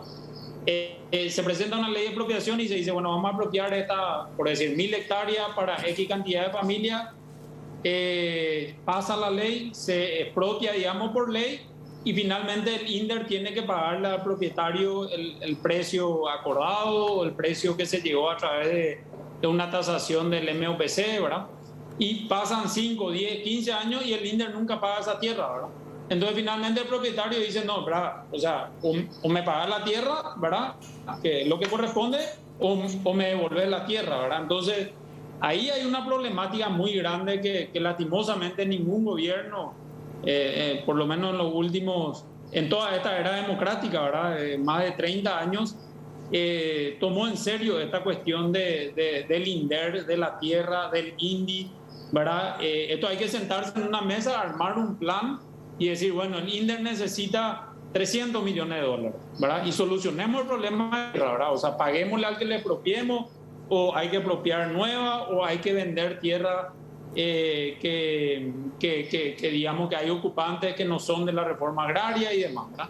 Sí. Y lo mismo con el INDI, ¿verdad? Pero esa es una gestión aparte que tiene que hacer el Poder Ejecutivo, que lastimosamente no la hace, y en la medida que no la haga, obviamente los mayores perjudicados son las poblaciones más vulnerables, ¿verdad? Los campesinos sin tierra, los indígenas. Pero esto hay que armar una mesa estratégica. Yo estoy seguro que el Congreso va a aprobar. No sé, si hay que prestar plata afuera para pagar las tierras y solucionar el problema en la tierra, claro, saquemos la plata, prestemos la plata, ¿verdad? O sea, si todos los años tenemos un déficit el año que viene vamos a tener un déficit de 1.200 millones de dólares, este año vamos a tener un déficit de 1.600 millones de dólares. Bueno, si le tenemos que destinar, no sé, 200 millones de dólares a solucionar el problema de la tierra, de la gente sobre todo, ¿verdad? Y que la gente pueda vivir dignamente, lo tenemos que hacer, pero esta es una iniciativa que tiene que surgir obviamente del Poder Ejecutivo, porque finalmente el INDER depende del Poder Ejecutivo y es el INDER el que tiene que liderar este plan, digamos. Totalmente. Bueno, senador, realmente que si no podemos hablar de presupuesto es un tema hasta apasionante si se quiere, porque es gasto público, es pensar un poco también en el mañana, que lastimosamente nuestro presupuesto está tan ajustado que nos permite inversión en muchos sentidos y es una deuda que tenemos con la gente, ¿verdad? Cantidad de gente planillera y de gente que está ocupando y ganando un sueldo que lastimosamente no se merece, en vez de ser direccionado ese dinero afuera, pero sabemos que no es tan sencillo como quitarles nomás. Así que gracias por el tiempo, senador, que tenga buen resto de jornada. Bueno, gracias por el contacto, un gusto poder compartir con usted, y así mismo, no es solamente un número, sino la gestión es lo más importante. La administración. Nosotros podemos aumentar el presupuesto de salud, de educación y demás, pero si sigue la corrupción y no hay interés en mejorar la gestión, y lastimosamente vamos a seguir cargando una bolsa rota y el dinero se va a seguir despilfarrando, ¿verdad? Bueno, gracias por el contacto, un saludo a la teleaudiencia. Hasta la próxima, senador Estefan Rasmussen. Bueno, 10:12 de esta mañana nosotros queremos recapitular un poco nuestra propuesta o nuestra pregunta del día. De hecho, que ya el senador nos decía, no es así. Sentenciar, decía él, no es así, no va a pasar. De igual manera, mañana hay sesión extra, antes que me interrumpa. ¿Extrañaba esto? Los viejos vicios no se pierden. Un ratito. Mañana hay sesión extraordinaria en Cámara de Senadores. Senado normalmente sesiona jueves. Sin embargo, la convocatoria es mañana para ya hablar de presupuesto general de gastos de la Nación 2022 y decía el senador, va a haber muchos temas interesantes, así que no hay que perder de vista lo que se vaya a tratar mañana en la sesión. Ahora, se descarta y ya se da por sentado, no se va a tocar plata de salud para financiar los Juegos Odesur, pero sí existe un redireccionamiento, por eso le consultábamos acerca de la compra de tierras, porque INDER e INDI son los afectados. Claro, lo que pasa es que nuestro presupuesto ya llega luego así a tope, ¿verdad? Y dice, con un déficit fiscal preocupante, que es un debate todos los años, hay que hacer una reingeniería importante, porque estamos siempre con la misma plata queriendo hacer demasiadas cosas. Entonces vos tenés que redireccionar. Entonces, bueno, este año le quitas al INDI pero le das educación. Y el año que viene le quitas a tal cosa y le pones a tal cosa. Y así. Pero están quienes introducen para congraciarse también. La más plata, claro. Sí. Y también los que siguen metiendo más gente a las arcas del Estado. O sea, ampliación presupuestaria, ¿entendés? A la orden del día. Cargo y cargo y cargo. Bueno, Liz, ¿qué dice la gente en redes sociales? De igual manera, seguimos invitando a todas las personas a que participen en nuestras redes sociales, en nuestras encuestas, si es que están de acuerdo con que los fondos de de salud sean redireccionados para los Juegos ODESUR 2022. Hasta el momento un 89,3% no está de acuerdo, mientras que un 10,7% nos dice que sí. Y vamos a ir leyendo algunos de los mensajes. Por ejemplo, Tiago nos dice, es un gran golpe al deporte. Obviamente que la gente no va a estar de acuerdo que se toquen los supuestos fondos de salud que mencionan. Ojalá que se puedan realizar los juegos. Cientos de sueños están en ellos. Otro de los mensajes, Omar González, una pena realmente, poco y nada se invirtió en salud, pero para otras cosas sí. Nos dice también Omar González, muchas gracias. A ver, no importa dónde direccionan total, va a parar siempre en el bolsillo de los políticos. Y Oda Sánchez nos dice, imposible, los fondos de salud no se deben tocar, estamos en plena pandemia. No, no y no. Y le responde Tiago, ok señora, total, nuestro gobierno no toca nunca ningún fondo para salud. Bueno, hay que tener también en cuenta que no es que lo que se direcciona a salud es para inversión, todo es gasto, o sea, es gasto, porque la pandemia nos dejó con un enorme agujero en el bolsillo. Tema de deuda, sanatorios privados, una deuda enorme. Medicamentos, vacunas, hay que pagar bonificaciones y gratificaciones, que normalmente no nos gustan esas palabras, pero hay que entender también lo que pasaron los médicos en todo este tiempo, no solo médicos, ¿verdad? Profesionales de la salud, todos, administrativos también, que hicieron ahí hasta de recepcionista, enfermero y todo tuvieron que improvisar en el momento, así que son cuestiones para ponerse a analizar, como decía el senador, ¿verdad? O sea, no quedarse solo con su verdad, hay que escuchar también otras posturas, pero tener en cuenta que cuando hablamos de presupuesto, siempre es así.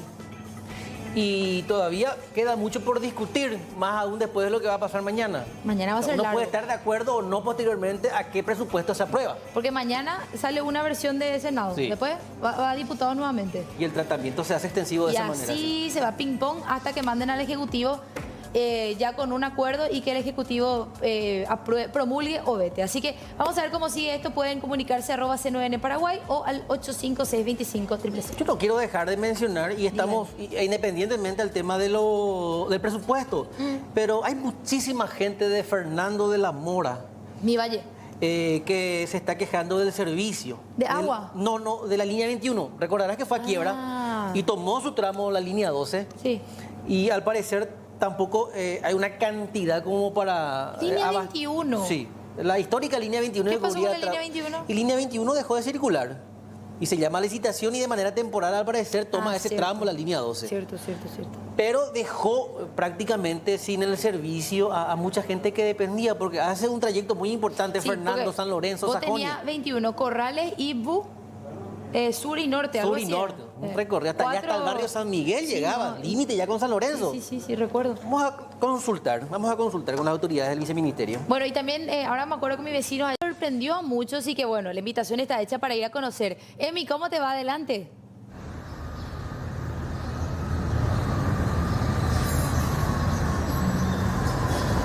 Muchas gracias, compañeros. Y aquí nos encontramos en el puerto de Asunción para hablarles de algo fabuloso, una obra magistral que fue descubierta en medio de las restauraciones que se realizan en este sitio.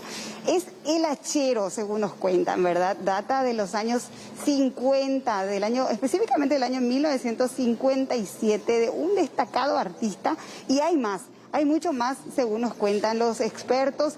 Serían 6 a 7 obras escondidas detrás de estas paredes que fueron descubiertas en medio de los trabajos en este lugar, reiteramos. Vamos a hablar aquí con los ingenieros, con el ingeniero Guillermo Caballero, que es gerente de obras, y con el ingeniero Adrián Falcón, de la empresa contratista, para que nos hablen un poco más de esto, porque para muchos es algo extraordinario, algo que no teníamos en mente, y algunos que conocen de la historia sabían de esto, ingeniero. ¿Cómo está? Sí, muy buenos días a todos los televidentes también, a la gente en estudio.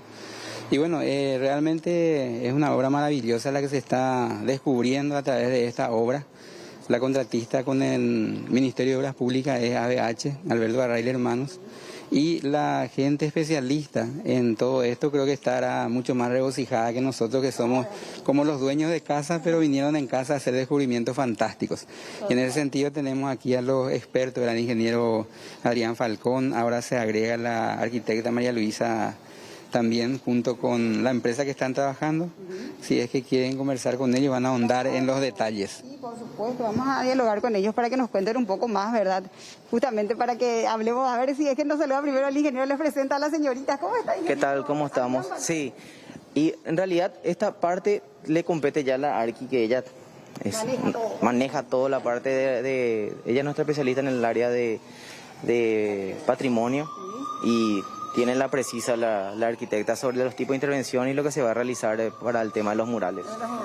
Arquitecta, ¿cómo le va? Buen día. ¿Cómo estás? María Luisa Blanes soy. Mucho gusto. Encantada. Bueno, sí, estoy acá en la obra para aportar, digamos, el expertise en el tema de la expertise. En el tema de lo que haya, sobre todo en este caso, hallazgos con respecto a temas de valor patrimonial, ¿verdad? En realidad esta pintura muraria, ¿verdad? Tenemos el registro de que aparecen todos los cuadros. Este fue el primero que se descubrió. Cuando se descubrió justamente porque apareció la figura del hacha. Y mediante eso se pudo identificar que aquí estaba el hachero, ¿verdad? En este hay unas palmeras. O sea, todos están codificados. Hay una publicación del año 57 del puerto donde habla de la historia de cada uno de estos murales, ¿verdad?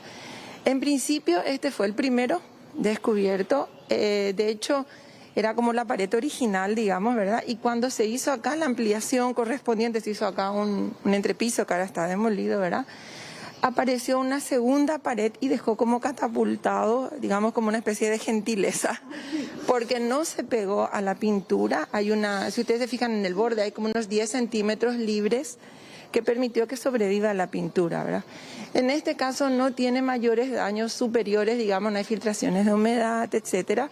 Hay ciertas lagunas, ciertas pérdidas de desprendimiento de pintura, que seguramente que ya las restauradoras, estamos con restauradoras de arte, ¿verdad?, se van a encargar de hacer una etapa posterior. Ahora lo que vamos a hacer es un proceso de conservación, lo que se va a hacer es un proceso de encolado, porque esto está pintado sobre revoque, ¿verdad? Entonces, para asegurar que eso no se vuelva, no se siga desprendiendo, ¿verdad? Y estas lagunas que aparecieron de revoque antiguo acá, las vamos a volver a cerrar con arena y cal, y darle un tono no comprometido, digamos, ¿verdad? Porque ya ahí no hay pintura, ¿verdad? Pero la idea es asegurar que no se desprenda el que está más arriba, ¿verdad? Y de hecho no hacer más golpes, porque si empezamos a querer sacar otra cosa, peligramos la obra, ¿verdad? Entonces nuestro primer objetivo es este, y después hacer algunas ventanas. Ya sabemos que tenemos la palmera, hacer una ventana en aquel que sí tiene un problema antiguo de humedad, que como problema de obra se reparó porque una humedad superior del techo. Ve que hay una viga, hay 2 vigas de hierro y una está muy carcomida, es por la humedad. Y ahí vamos a hacer una ventana, a ver en qué condiciones está esa pintura fresca detrás, porque esta está impecable, ¿verdad? Y vamos a ver aquella si la humedad la deterioró y cómo la deterioró, ¿verdad?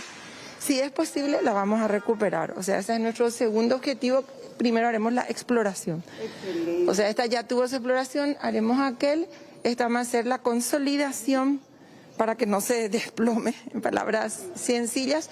Y posteriormente se hará la restauración. Que en ese caso, Verónica Verón y su hermana Petrona son las maestras restauradoras que se van a encargar de ese trabajo fino, ¿verdad? Pero realmente es un hallazgo. Yo personalmente lo celebro por todas las personas involucradas aquí en el puerto, poder tener estos frescos. Entiendo que habían otros, pero ya no existen. Entonces esta es nuestra posibilidad que vamos a tratar de recuperar. Hay aberturas antiguas que ya se abrieron, o sea, no sabemos qué pasa más abajo, pero este está por suerte entero, ¿verdad? Muchísimas gracias. Bueno. Está muy amable. A toda la gente también que nos acompaña, a los ingenieros, gracias por permitirnos ingresar aquí y observar esta maravilla. Realmente serían como 6 a 7 obras que están escondidas. Una ya fue descubierta, que es el H que ustedes pudieron observar en imágenes, del año 1957, un destacado artista plástico. Y hay más, vamos a ver si es que en la brevedad podemos llegar nuevamente hasta este sitio para poder celebrar que esto se pudo restaurar y recuperar por su alto valor histórico patrimonial. Gracias, Emi, por estos detalles.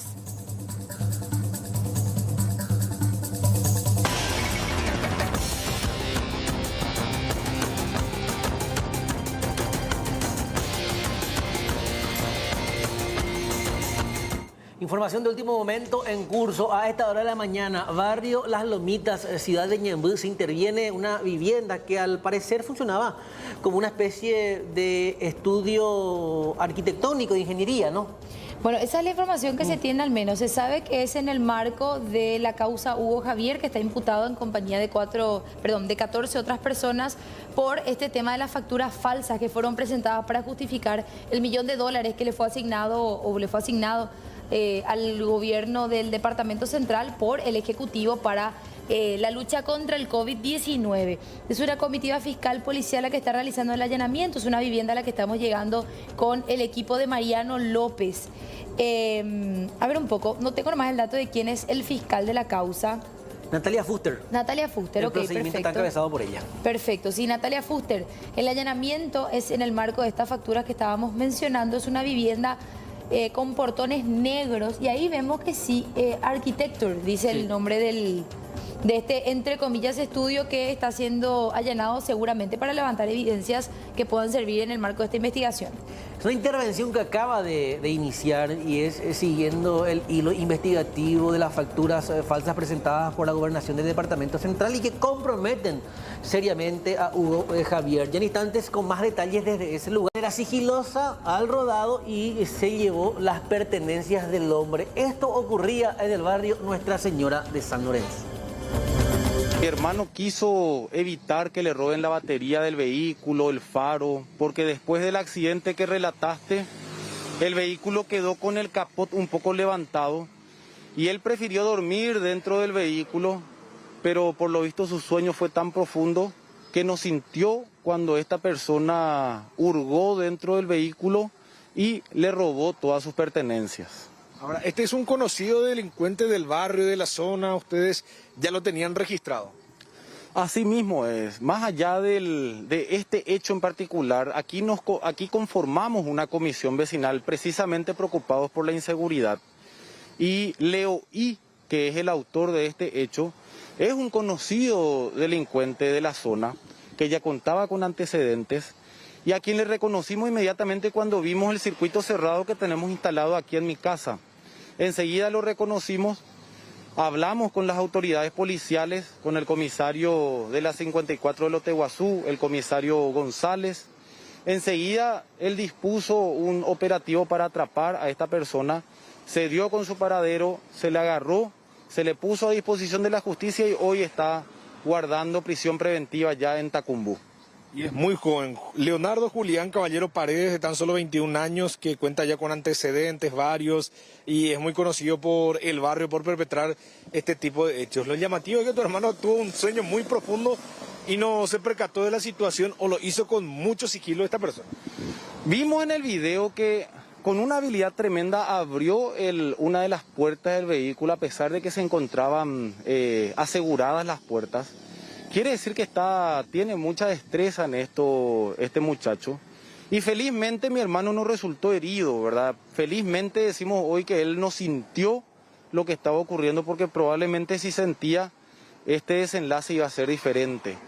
Pero estamos un poco más tranquilos los vecinos porque Leo I es uno más nomás, pero por lo menos es hoy uno menos en las calles apeligrándole a la ciudadanía. Bueno, seguimos con más informaciones y esto que destacábamos también más temprano, ¿verdad? Hasta suena una ironía. Pero la Municipalidad de San Lorenzo pidió declarar en emergencia vial la ciudad. De hecho, fue el intendente quien pide a la Junta Municipal que se declare de esta manera, debido al pésimo estado de las calles en varios barrios. No es una novedad, ¿verdad? Para todos los que circulamos por San Lorenzo, esto es conocido. La comuna, al mando de Felipe Salomón, el nuevo intendente, emitió un comunicado para hacer llegar la solicitud a los ediles.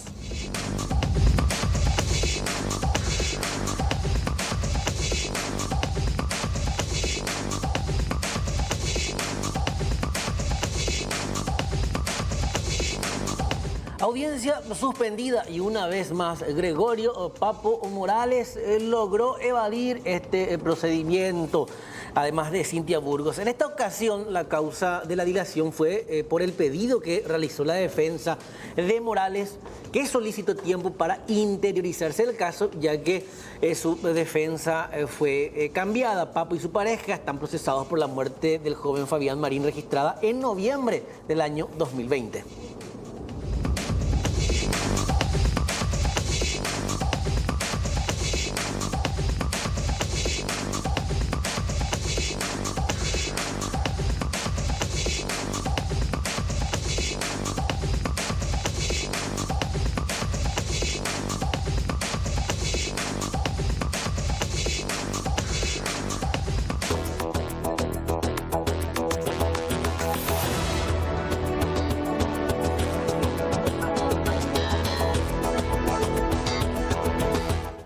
Y el plano internacional nos lleva hasta Goiás, Brasil, específicamente a Nápoles, en donde estas imágenes que estamos observando se hicieron virales. Un hombre que se salvó de esta inundación que destruyó toda su casa, absolutamente toda la casa quedó destruida, y este hombre que salvó su vida de milagro luego de que una inundación destruyó por completo el lugar.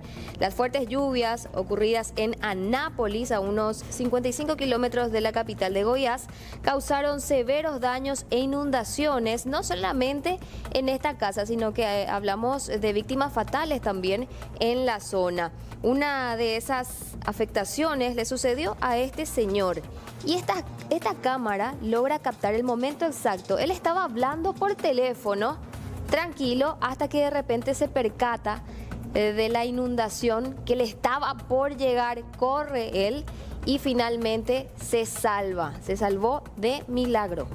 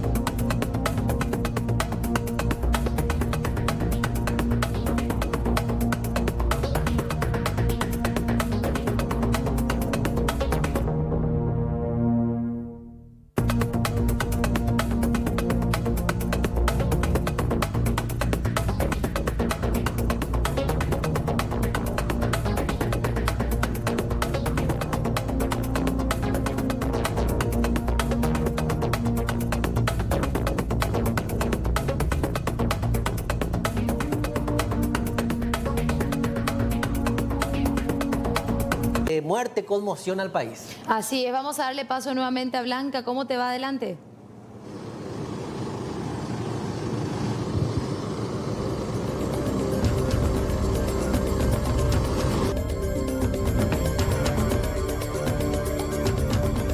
Audiencia, y bueno, estamos en el casco central de la estancia Edigel, propiedad de Helmut Ediger Friesen, la persona que fue secuestrada y posteriormente asesinada, junto con sus dos peones, de los cuales uno logró evadir a los captores. Estamos en el sitio exacto. Vamos a ir, comisario Silguero, un ratito puede ser. Estamos en el lugar exacto en donde se inicia todo el secuestro. El señor Edmund Ediger retornaba de buscar a sus animales cuando se encontraba acá, y la información es muy activa y estamos recibiendo constantemente más información, y ellos fueron tomados de rehén acá cuando él arranca su vehículo y se prepara para...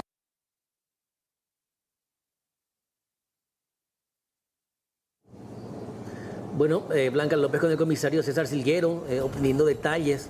Está en el casco, decía ella, de la estancia en donde desarrollaba sus funciones este colono brasileño, en compañía también de sus colaboradores más cercanos. Hablamos de los peones, uno de ellos también de nacionalidad brasileña, el fallecido, Dos Santos, el apellido de este, cuyos cuerpos ya se encuentran en la morgue judicial para la inspección correspondiente. Más temprano inclusive nosotros conversábamos con el doctor Pablo Lemir, él iba a dar detalles de cuál va a ser el procedimiento en el transcurso de la jornada. Existe un protocolo también establecido para este tipo de circunstancias, teniendo en cuenta la pandemia, y en tal sentido no es que se realizan muy rápidamente estos procedimientos como la autopsia, como ocurría en ocasiones anteriores.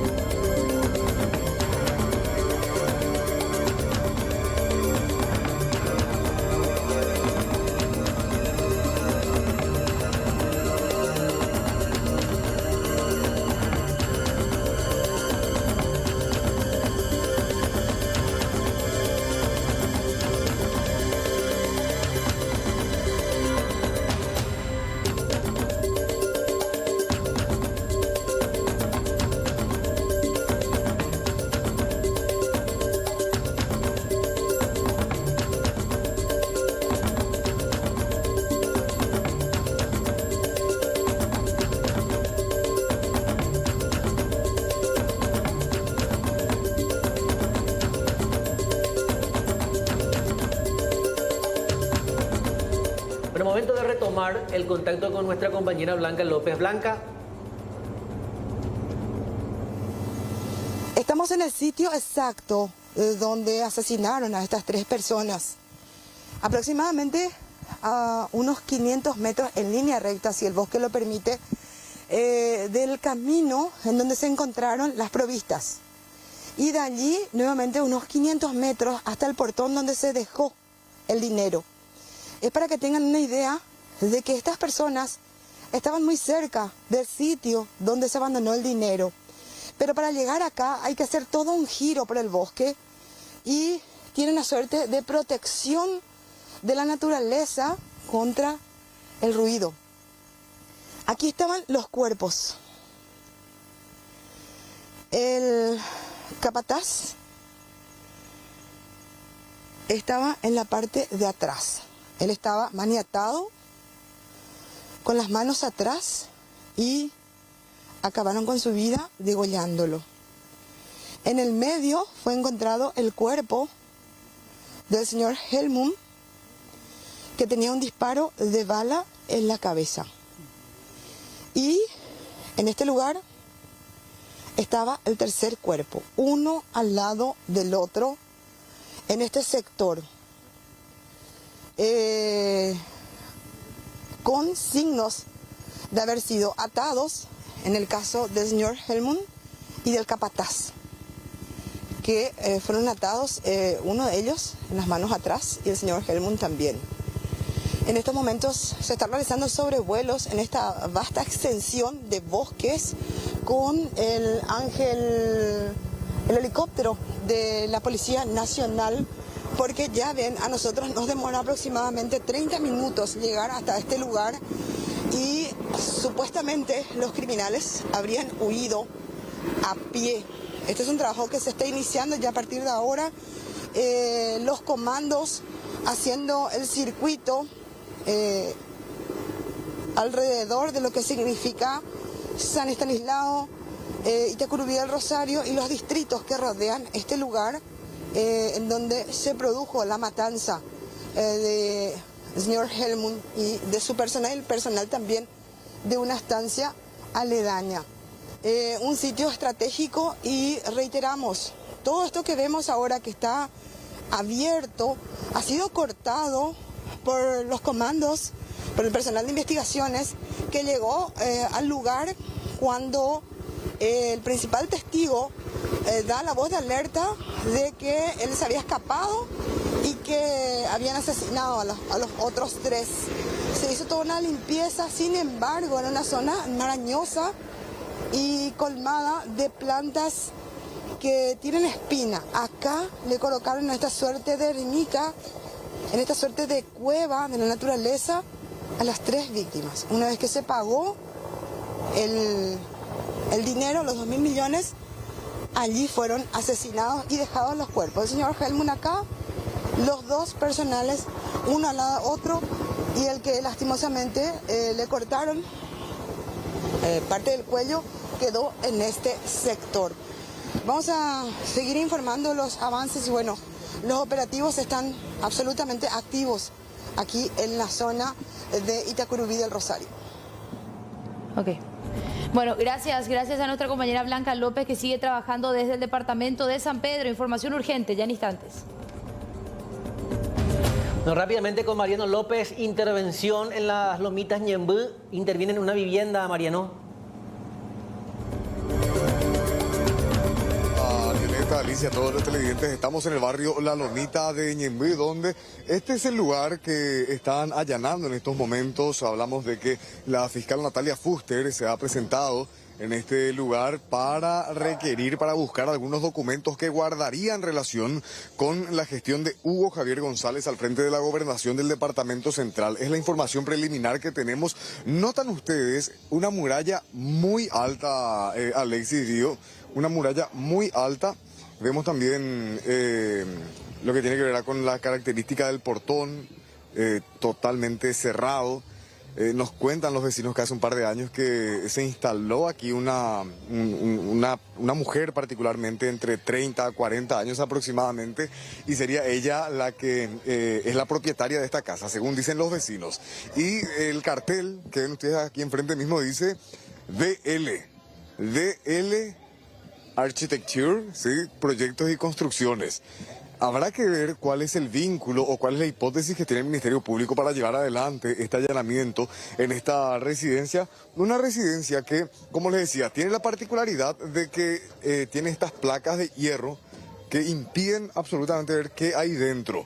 Una muralla muy alta, como les decía, y esta constitución fiscal que se ha realizado de manera muy sigilosa aquí en La Lomita de Ñembú, que formaría parte incluso de procedimientos que se realizan en el interior del país, allanamientos simultáneos que estaría realizando ahora mismo el Ministerio Público en esta causa que tiene que ver con el uso de $1 millón en el tema de construcción. Tenía que haberse designado para construcción en medio de la pandemia, que había sido designado a diferentes gobernaciones. $1 millón fue a la gobernación de Central, administrada por Hugo Javier González. Tendría relación con eso, y tengo que decir tendría, porque de hecho hay otra denuncia también en el Ministerio Público de otra suma importante de dinero que también tiene que ver con la gestión de la gobernación del departamento central y la designación al tema obras, por ejemplo. Y es por eso que cuando acá vemos que hay un cartel que hace referencia a proyectos y construcciones, que podemos suponer que con el tema obras particularmente tendría relación este trabajo que se está realizando. Hay que decir, ¿verdad?, que la Fiscalía lleva adelante este allanamiento, y ahí Héctor les va a mostrar nomás a Alexis, ¿cómo decir? El acompañamiento policial, ¿verdad? Hay un efectivo de la Policía Nacional que está aquí enfrente mismo. No vemos patrulleras, no vemos muchos móviles de la Fiscalía como se suelen realizar en los allanamientos, ¿verdad? Entonces, por eso que y les decía, era muy sigilosa la fiscal Natalia Fuster encabezando este allanamiento. La casa pertenecería a Noelia Rodas Maciel, y Noelia Rodas Maciel tendría o formaría parte de la asociación TECODE, que es una asociación de servicio de acción social. A las 9 de la mañana comenzaba el trabajo aquí del Ministerio Público. Nos decían los funcionarios del Ministerio Público que poco antes del mediodía ya podrían dar las conclusiones del trabajo que se realiza aquí, el tema de administración de Hugo Javier. Los intervinientes todavía no nos están dando detalles y poco o nada podemos. Yo insisto con ese detalle, Alexis Dio, porque los vecinos también nos decían, ¿verdad? Esta persona desde que vino acá mandó cerrar todito y nosotros no vemos qué es lo que pasa.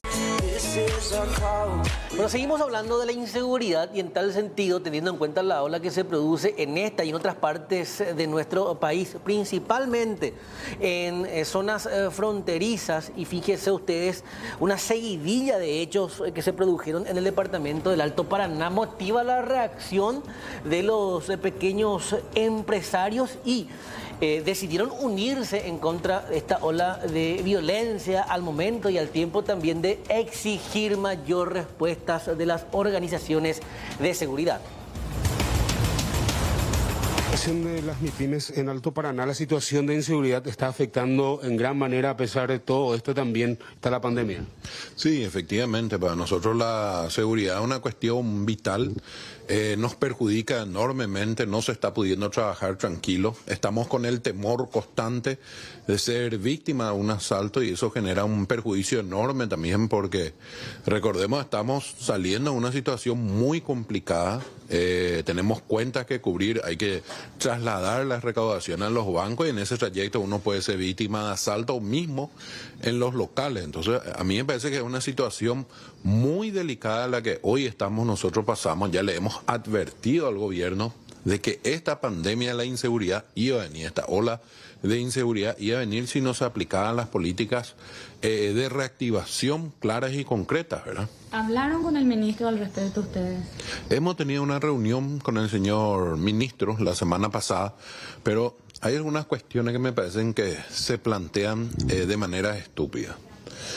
Nosotros le reclamamos la inseguridad y la falta de garantías. Y él nos dice que nosotros planteemos las soluciones. Nosotros somos comerciantes, somos emprendedores, no somos entendidos en el tema de seguridad. O sea, nosotros no hicimos cursos de especialización o cursos abocados a temas de seguridad. Lo que tienen los recursos y los que se capacitaron son ellos. Nosotros en todo caso lo que le podemos apoyar es con dotar con cámaras de seguridad, lugares estratégicos o centrales de monitoreo. Hasta ahí podemos hacer, pero brindarle una política de seguridad, una estrategia de seguridad, nosotros estamos incapacitados para eso. Y varias pymes ya fueron víctimas de hechos que mencionaste, los asaltos en su local y en el trayecto al banco también. Sí, nosotros tenemos, por ejemplo, la semana pasada tuvimos 4 estaciones de servicio víctimas de asalto, una de ellas sí de un monto grande superior a los 40 millones. Tenemos también distribuidoras de productos de consumo masivos que sus repartidores...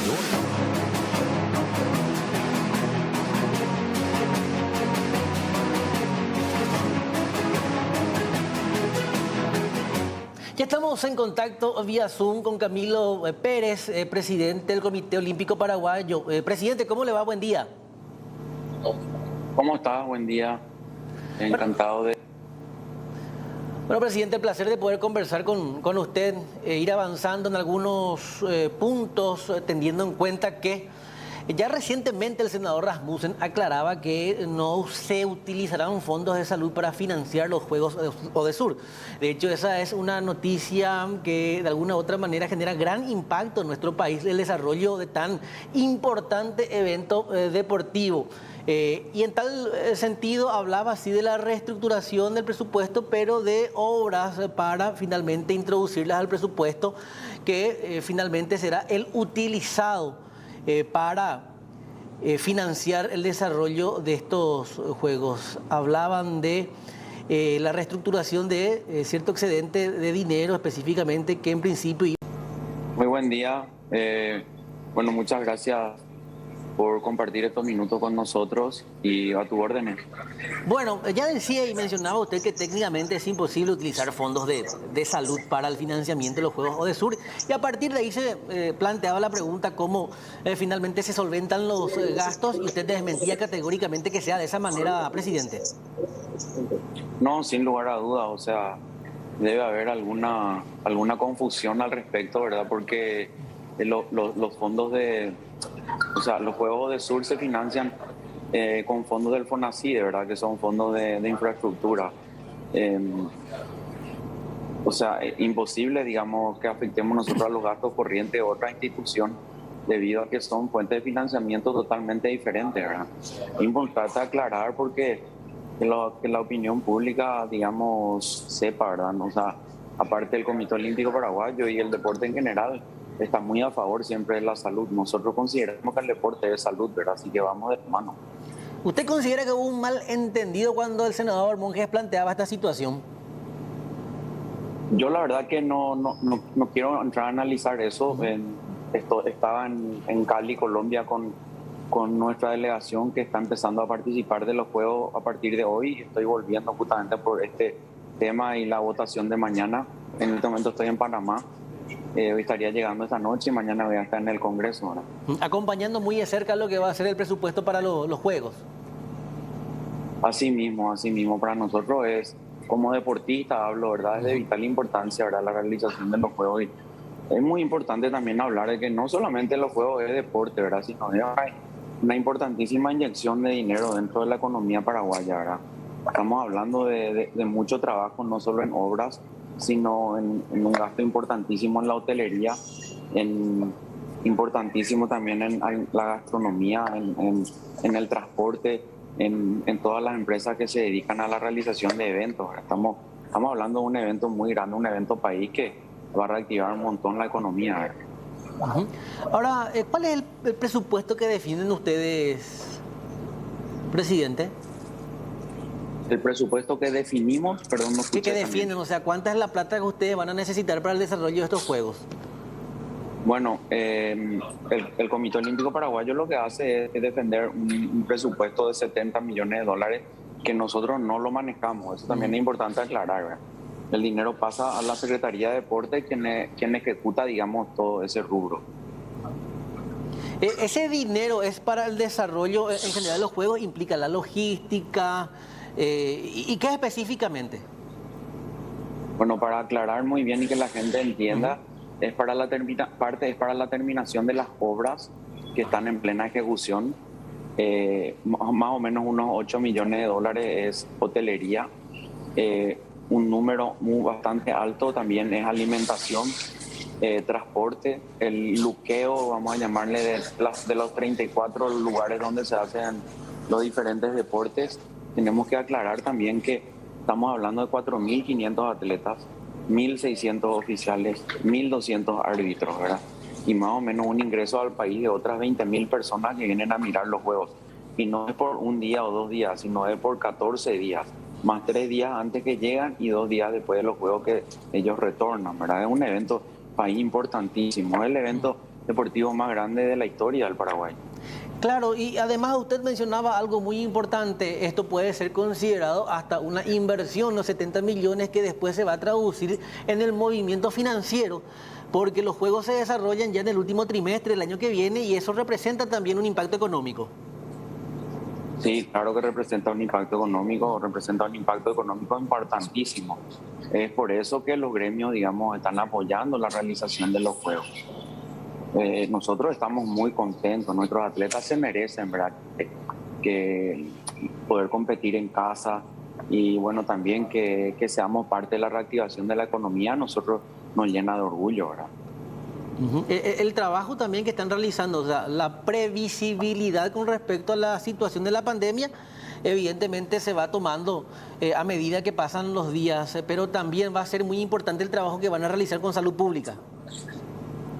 Sí, por supuesto, claro que el trabajo con salud pública, respetando todos los protocolos, se va a llevar adelante sí o sí, de forma muy respetuosa.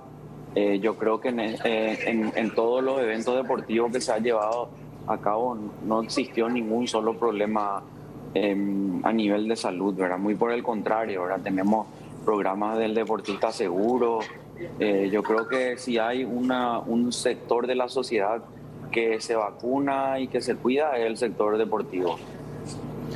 Pero, presidente, le agradecemos este contacto. Siempre es importante aclarar y, por sobre todo, fomentar lo que es el deporte y la inversión en el mismo, que va formando un círculo económico muy importante. Gracias, presidente.